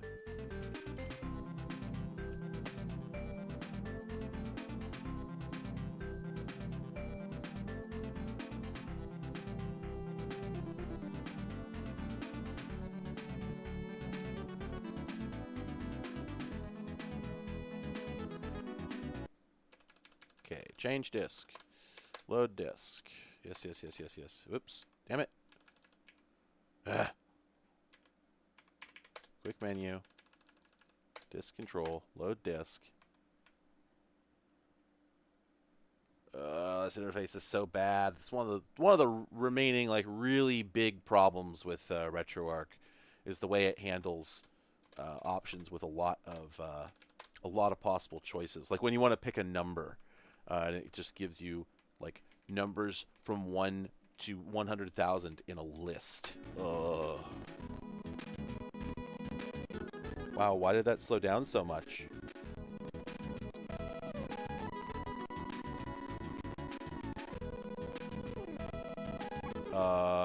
What's going on here? Why is it so slow?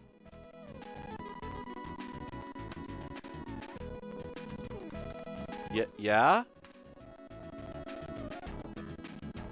What's going on?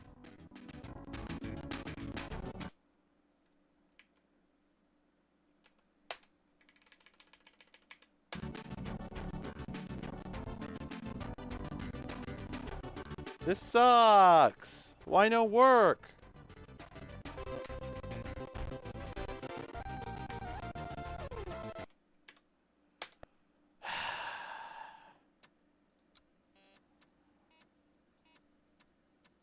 I think it still has disk 2 loaded.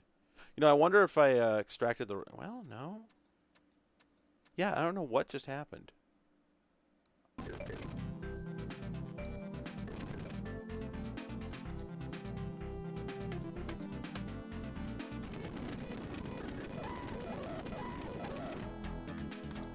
I can't skip this intro? Really?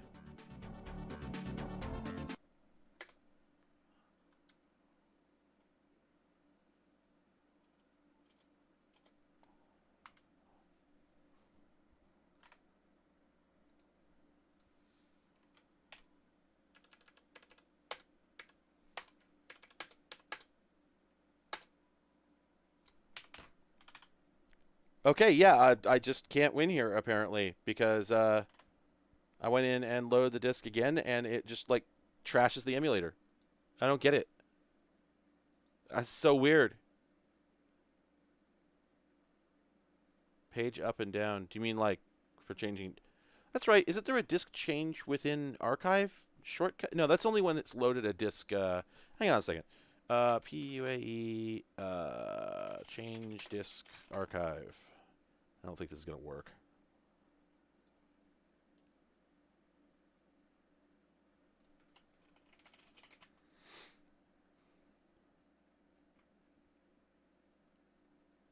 Yeah, it does not look like it's going to work.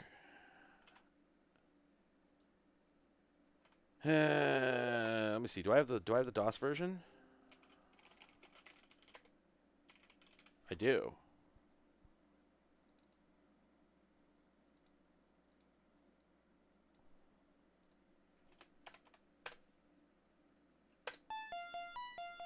Which got ported by or got published by Capstone.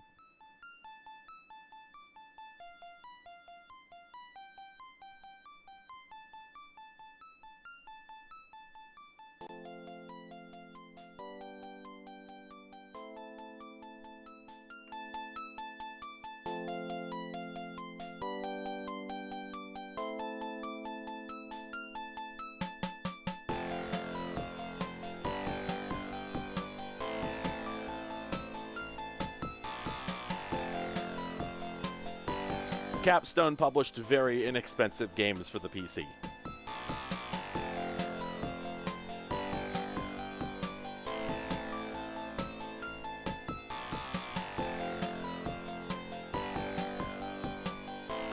At least this is a bop.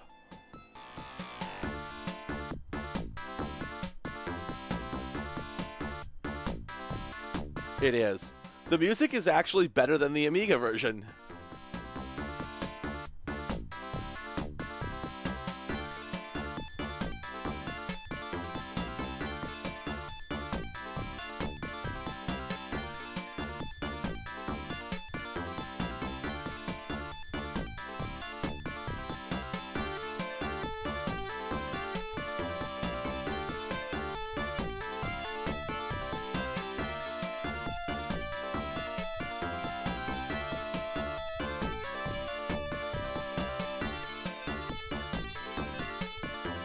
This is a bop.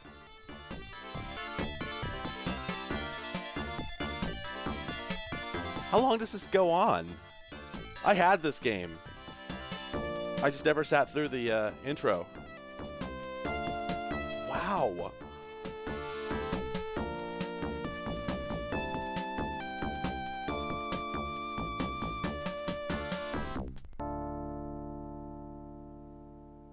Whoa. That's really good. And it starts over.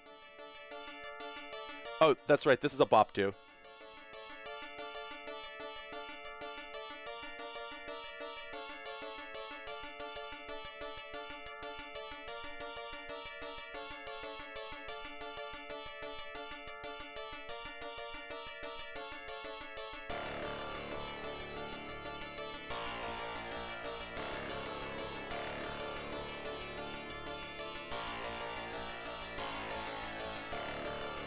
Like, it's a bummer you have to look at this screen in order to hear this music.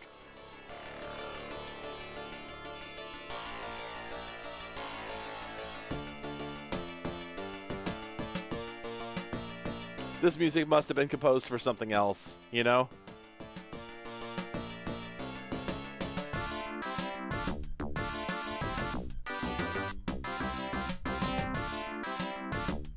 Yeah, this is just going. What? Why is this so good? I'll show you a full screen, Cat.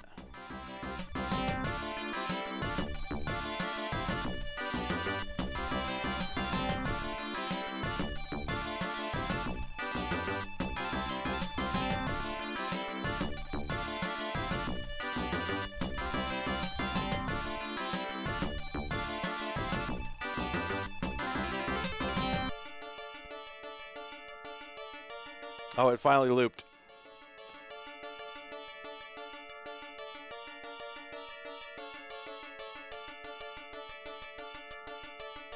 Oh, big same Soba.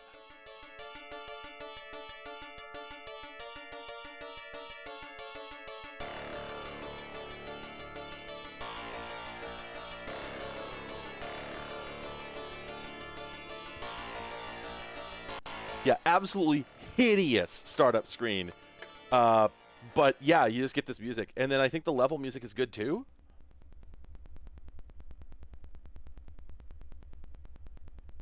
Oh, this better not crash. If this... Okay, there we go. Whoa, let's give that some more cycles. There we go. I have something to say about the how fast the game runs once we finish playing it. So let me give it a few more cycles. Here we go. This is as fast as the game is going to go.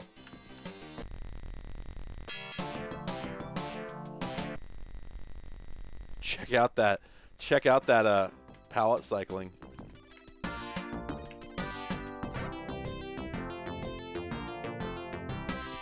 By the way, the goal I think is to like retrieve the small trolls, and to that end, when you pick one up, it plays that little jingle.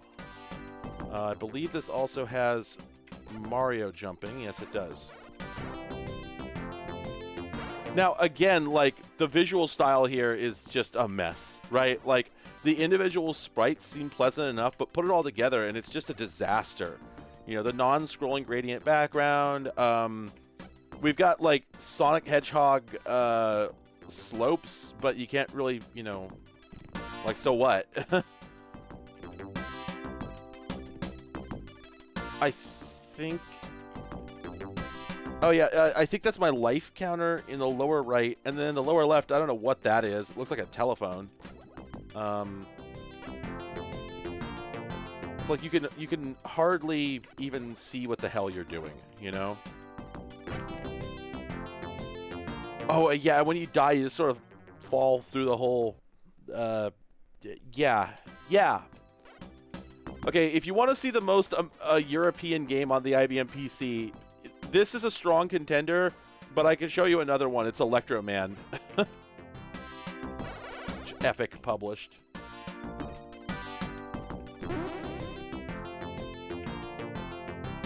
Oh, I guess that one's not... It's pretty European looking, but it's particularly European sounding, I suppose, if I'm honest.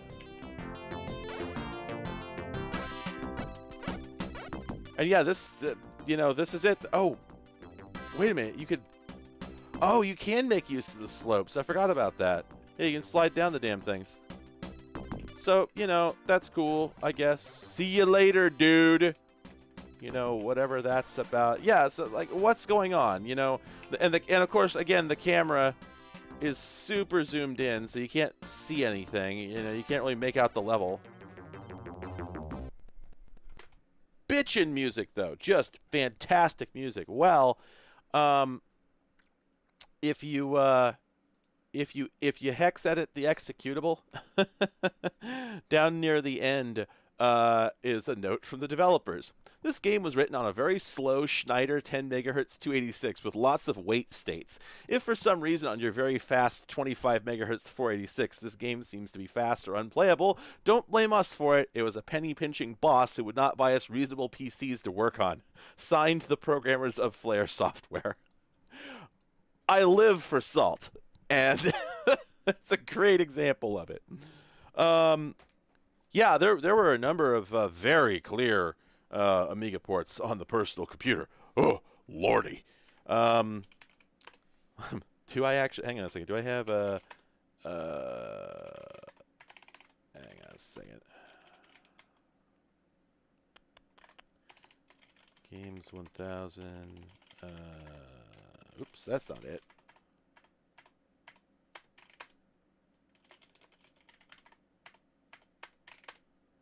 There we go.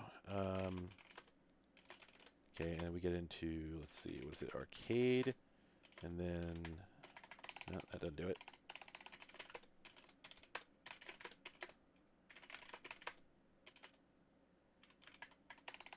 Oh, geez Louise.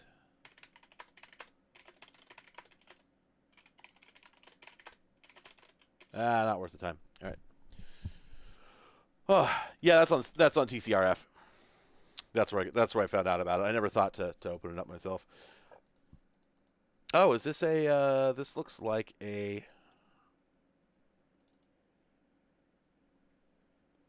What am I thinking of?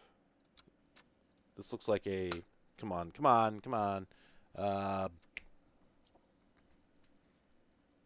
Solomon's Key. Let's see if it is. Oops.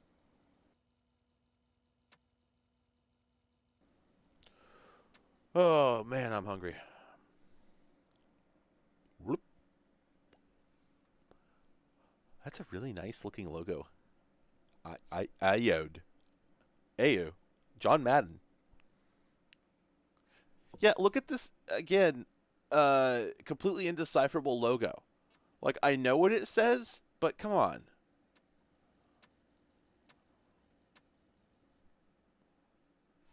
Great art, but just very kind of bland.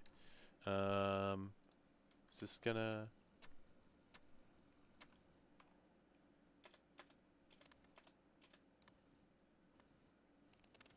I wonder if it's failing to load the disk. Oh. There we go.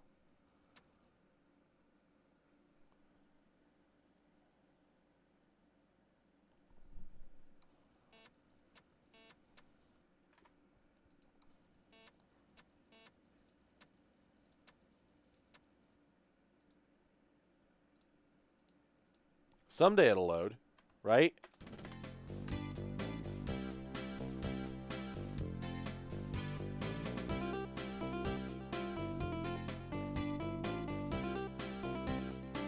Alistair Brimble. Name.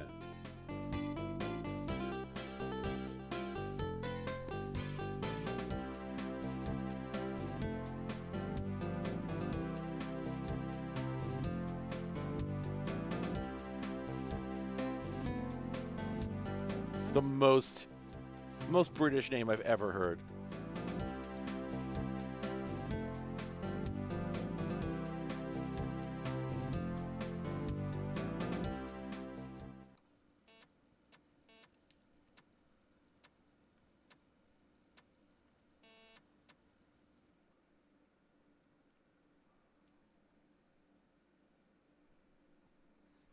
Man, it takes so long to get into game here, which was normal for most home computers, but really shouldn't have been on this platform. Like, most Amiga games loaded quite a bit quicker.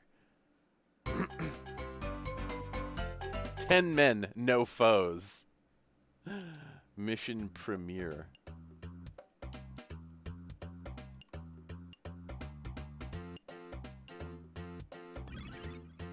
Wow, this is a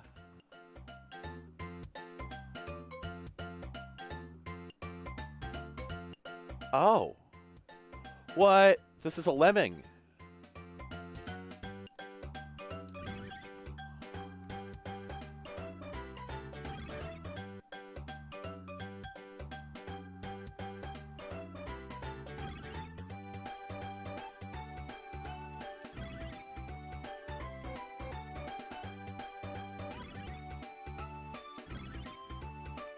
Oh, that won't work. Wait, I think they're good. I think they got it. Ah, no. Wah.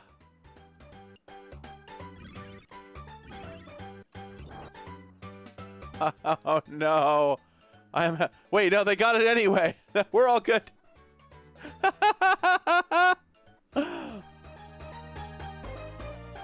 Sure, why not? Why not? You can't lose that one. Get ready for a new challenge.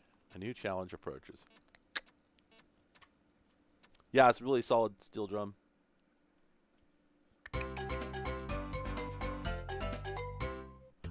Okay, now I actually get to do something.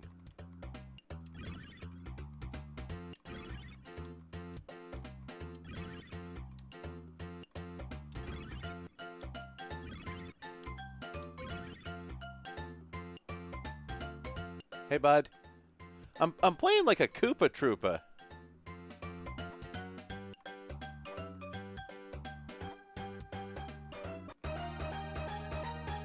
I did it. Outstanding.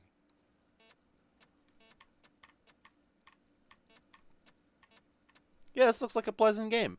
It's like a combination of Lemmings and Solomon Ski. Which, wow, you know, quite a sentence right there. Okay. Oh, okay. So,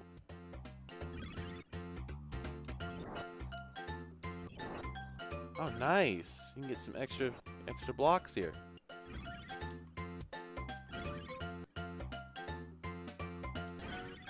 Oops. Apparently you can kill them.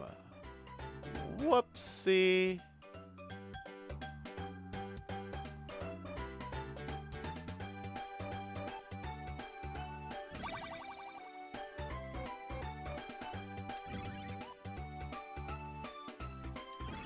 Oops.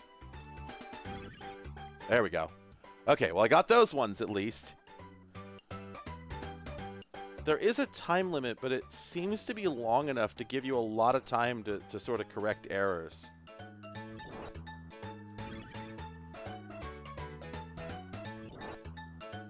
God, what pop song is this? I swear this is some pop song. There, that should do it.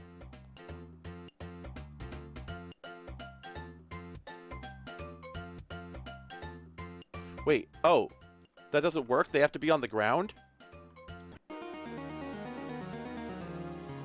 I just killed one too many troddlers. Good name.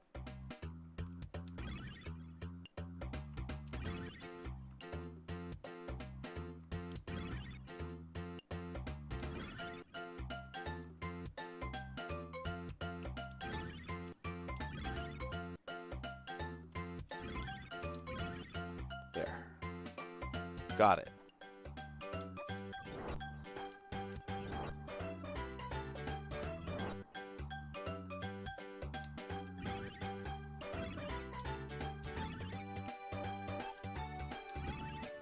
Oh, whoops. All right, well, they'll come around. Here, let's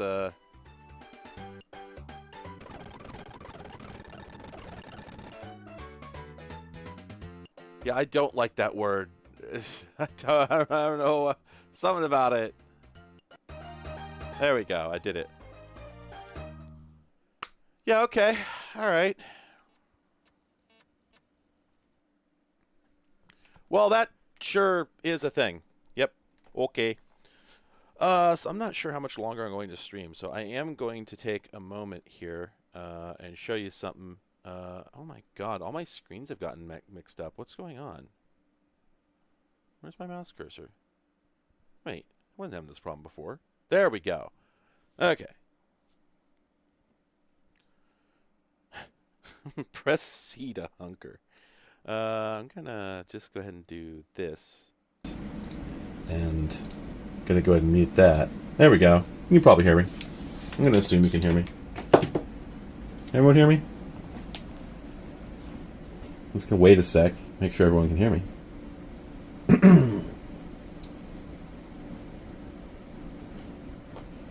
Cool. Alright, so yeah. In case anybody wasn't here, there's Soba. She's a good cat. Anyway, oh wow, it is a little loud, isn't it? I'm gonna turn that down just a touch. Yeah, I think my mic on my headset might have been a little low. Maybe I'll turn it up for next stream. Anyway, so if you watched my previous video about the video toaster that I was building up for the PC, I was building it up in a little micro ATX board. It was like an i7 3rd gen, something like that. And it had some problems, not the least of which, it was a primarily PCI Express board. So it had like 2 PCIe 16s and then a couple 4s, I think, and then I think 2 PCI slots. But there were no settings for PCI in the BIOS at all. And it turns out I was having trouble because the video toaster, like most video switching gear, is supposed to be able to output 2 images, a preview and a program. And I was having trouble doing that. I would turn on the preview out, like the program output worked perfectly, everything was fine. But sometimes when I tried to switch inputs, it would like glitch. It would like pop back and forth between them. I didn't think it was supposed to do that. And if I turned on the preview output, it would crash. It would actually crash the driver. Like in VT4 in particular, the previous version of the software that I was tinkering around with, it would actually print the message, the driver may have crashed in the video output window. So it was pretty hosed, right? Well, so I had to rebuild the machine, and because I found out that the PCI latency needs to be adjusted for the card to work properly, but also you need to have a 66 megahertz PCI slot for the card, which you'll notice is not in here. I'll explain why in a moment. So these are traditional, conventional PCI slots. Sometimes the notch is here, sometimes it's there. I think there can actually be no notch at all. I can't recall. But that just tells you what the voltage is for that slot. So this is a 32-bit, 33 megahertz PCI slot. And it turns out that the Video Toaster Pro card that I was using for that build is a 66 megahertz 32-bit PCI card, and those aren't a thing. They don't really exist they shouldn't really exist. But they can. Apparently they're not, like, in violation of spec. Just nobody makes motherboards with 66 megahertz 32-bit slots. As far as I can tell, they just don't exist. So if you want a card to run at 66 megahertz, it's got to go in a PCI 64 slot, or PCI X. I can't quite figure out what the difference is. Like these guys here.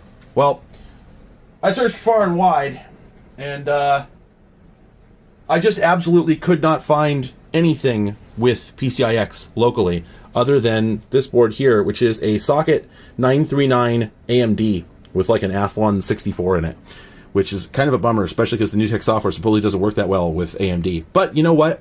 I bought it for very little. I put it all together. I put the card in, set it all up. It worked absolutely perfectly for 6 hours, and then it just no shit quit. It just, you know what? This is gonna post. This is gonna post. I'll bet. Okay. The fans are going to load down in a moment.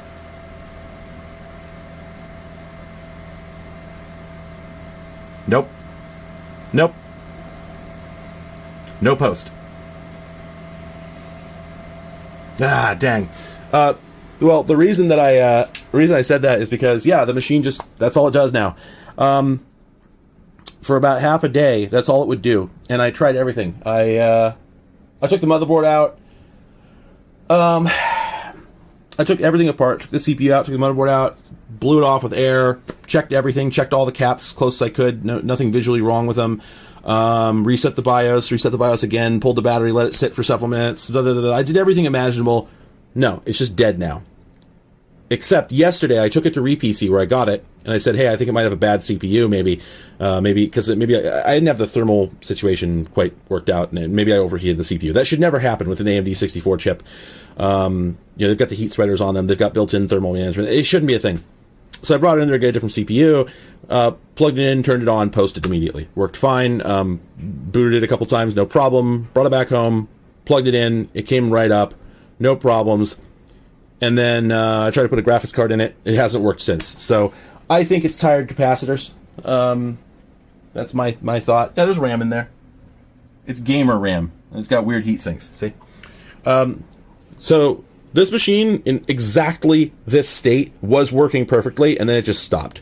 I think it's tired capacitors, so I ordered like $40 of caps to recap it. So yeah, anyway. So that's what's going on with that. But in the meantime, I'm trying to figure out I was trying to figure out what to do to make a quick demoable setup. And oh yeah, there's the front of the case. It's Antec, I think. Pretty common one. A lot of people had these.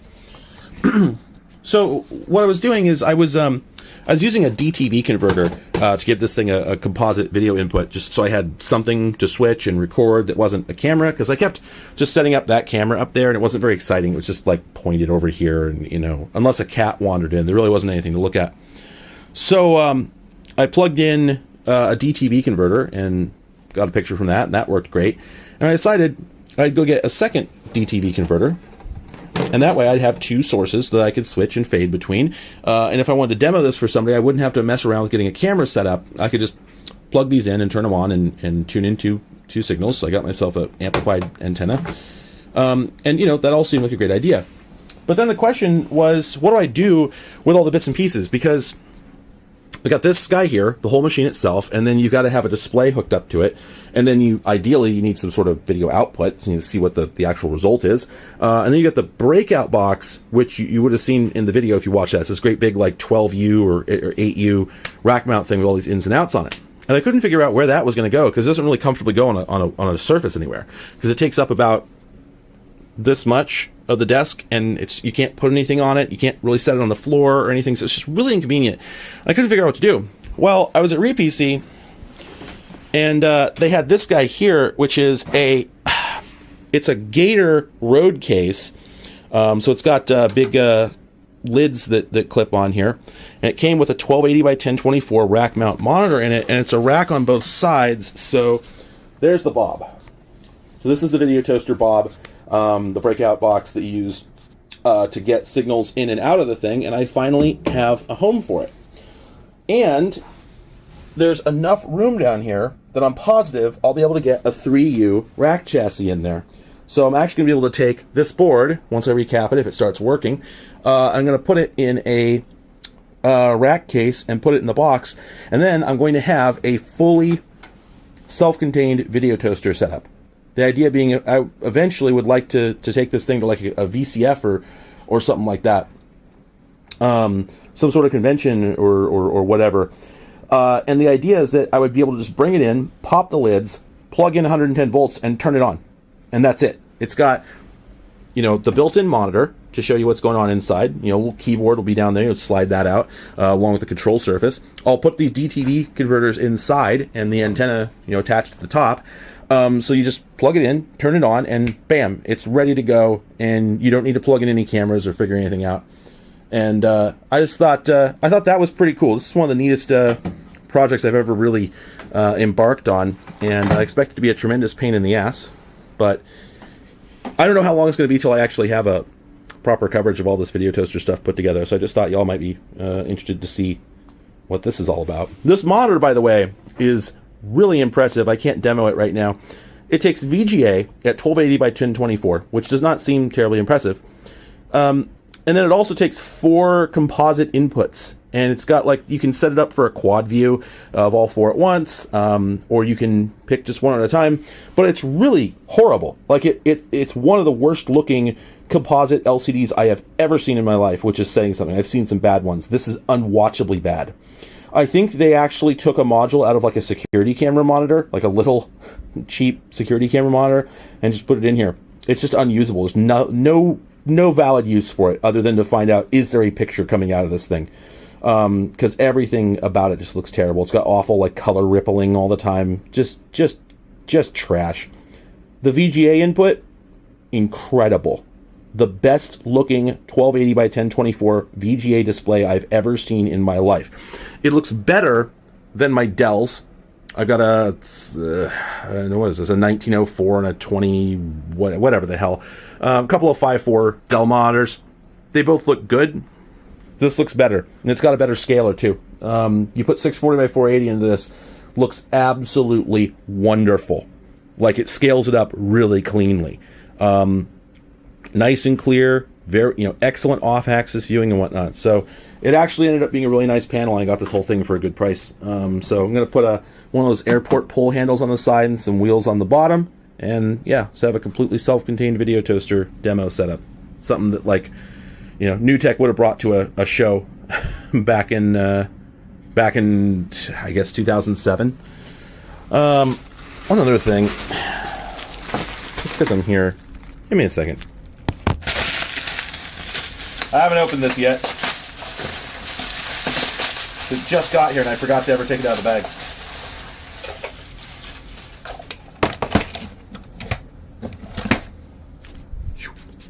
Here we go. I have wanted one of these for a very long time, and I'm pretty sure I didn't have one. I don't think I had one. I'll be really embarrassed if it turns out I already had one. But yeah, one popped up on eBay for the first time in a really long time the other day. It's the Logitech Cyberman. The first one. They made 2. Well, they didn't really make the second one. And it's a 3D controller. So it's got slide, and then it can rotate, and then it can tilt in 2 axes. So you can just sort of do this, and but then it's also sort of a mouse. Like it's got like a mouse going on as far as the button configuration. So really wacky device, and it plugs in over serial. So I think people have actually made modern drivers for it. I feel like I remember this was actually supported in one of the first releases of Doom, although I might be misremembering, and I'm pretty positive it was supported in Descent. So kind of excited to see. Whoa. Oh man. Somebody broke the tabs off the battery cover. Bummer. Don't know why it takes batteries exactly. I guess there isn't enough power in the serial port to run it, because it's got a DC input on the back as well. But yeah, in case you've never seen one of those, I'd always been curious. Oh, and yeah, so there were a bunch of devices made along those lines, similar things. So this here is the Cyberman 2, also quote-unquote from Logitech, although I don't know if they actually made it. I kind of feel like they licensed it from somebody else. So as you can see, this is like a 2-hand thing. You're supposed to put your left hand on those buttons over there and your right hand on this knob. And it does the same stuff. You can rotate it, tilt it, pull it up and down, pop it, twist it, etc., etc.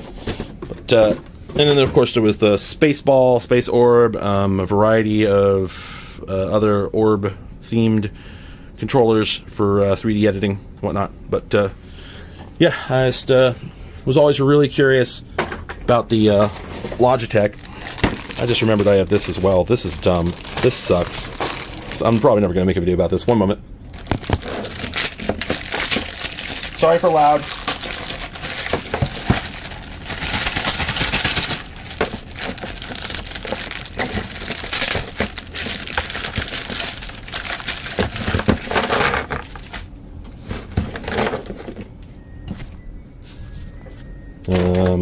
Oh, dang it. They zip tied the power.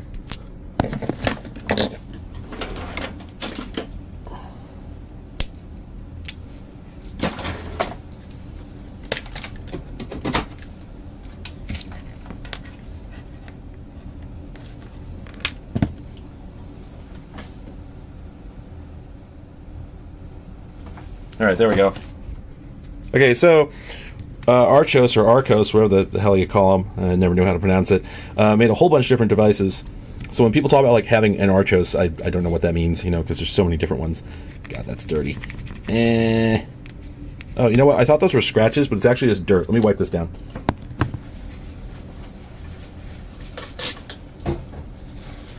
This is the audio experience of listening to something get wiped down.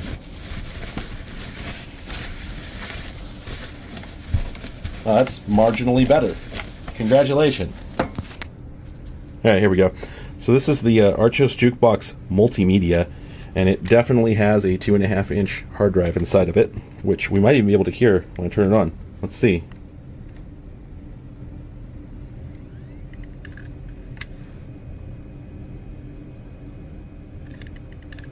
Yeah, there it is. I don't know if you can hear it, but it's going in there.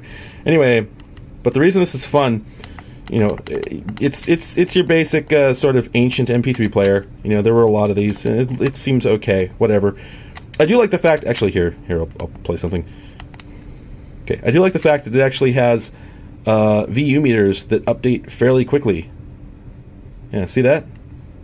Like normally, particularly in this era of things, those would not update nearly that fast. So that's nice, right? But this is 60 gigs, by the way. Yeah, 60 gig hard drive going on in here, which I imagine was probably added after the fact. Anyway, let me turn that off. Oh, okay. I couldn't figure out how to get back to the menu. Apparently you press the off button. Cool. Anyway, but now this has a record option. And I think that might be a mic. I'm not sure. I haven't actually checked. Let me see. Start. Recording. There we go. Okay. Yeah, so no sound coming. Okay. There's no built-in mic. I think you're just supposed to plug one in over here. Yeah, line in. So you can use this to record. You know, you can dub a tape or whatever. But what's actually more interesting than that are these. I'd never seen this before. I was just handed this at RePC the other day, and I was like, what? What the hell is this? So it's got modules. Modules, Jerry! So, can I do this one-handed? No. One moment.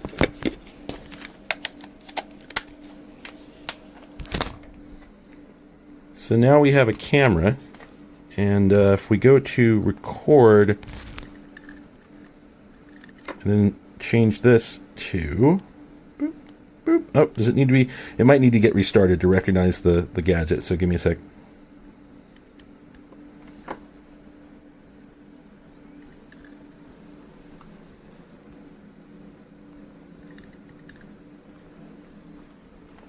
Okay, so we go to record. There we go. And now we can put it in either JPEG or AVI. It'll actually record videos. Or it'll still do audio, so you can just leave the thing on there. And then let me hang on a second. Oh, it's got input buffering, so it's got to wait here. There we go. And to take a picture, you press the soft key for click. Very tight field of view. Absolutely looks like garbage from here, but when you take a picture, see, it actually doesn't look half bad. I haven't offloaded the images yet, but I'd say they're probably pretty reasonable. Let's turn this bad boy around. But first, let me take a selfie. Oh, that looks terrific. Awesome. I guess it didn't take the picture right away. There's me. God, I look awful.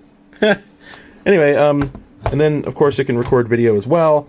And not just off of this, it actually has a capture card. So there's nothing in here. I can feel there's nothing inside. It might have a PCB with a chip on it, but I've got the feeling this is just a pass-through, and that this actually has composite and S-video. Well, this line in on the side here, you notice that the headphone jack labeled ear also says AV out. So that's going to be one of those TRRS cables, most likely, where if you're playing audio, then it just acts like a pair of headphones. But if you're playing video, then it puts the video on an extra pin and then puts the audio on the other two.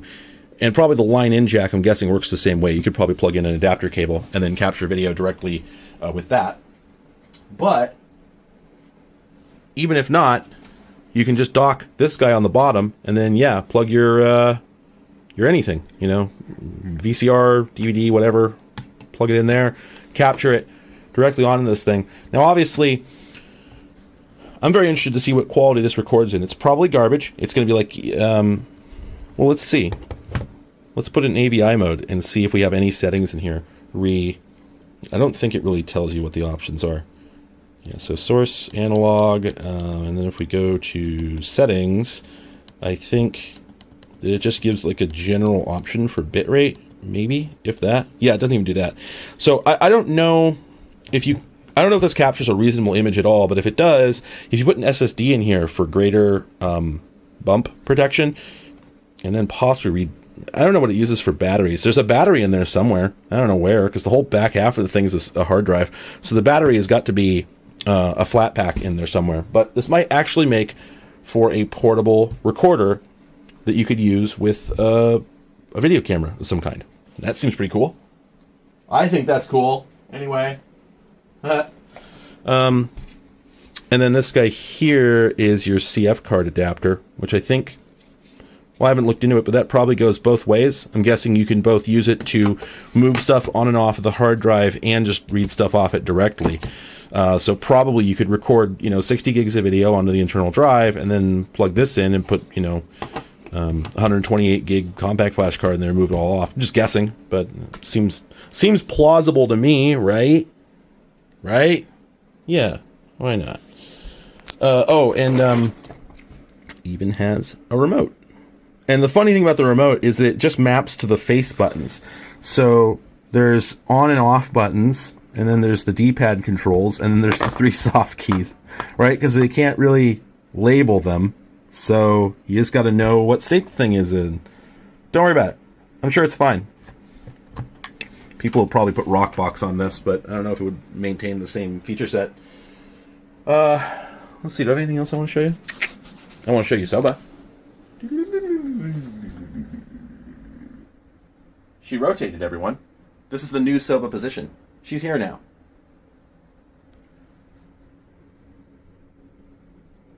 Snooze. Anyway.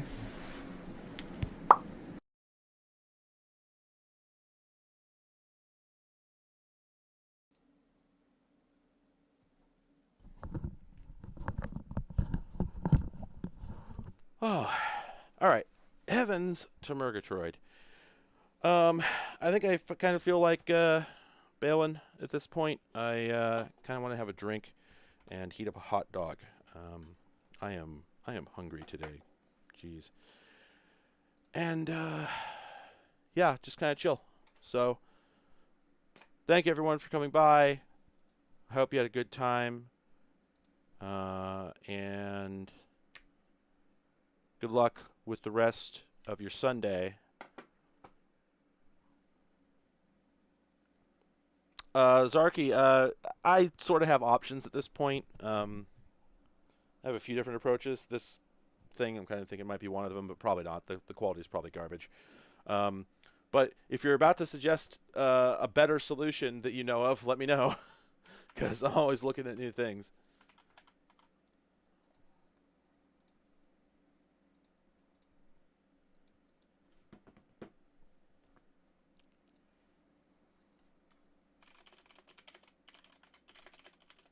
Oh, okay, yeah. I want to try it out for that purpose.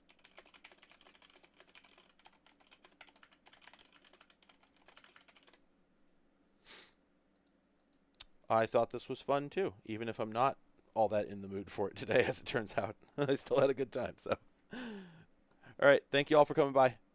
Have a good one.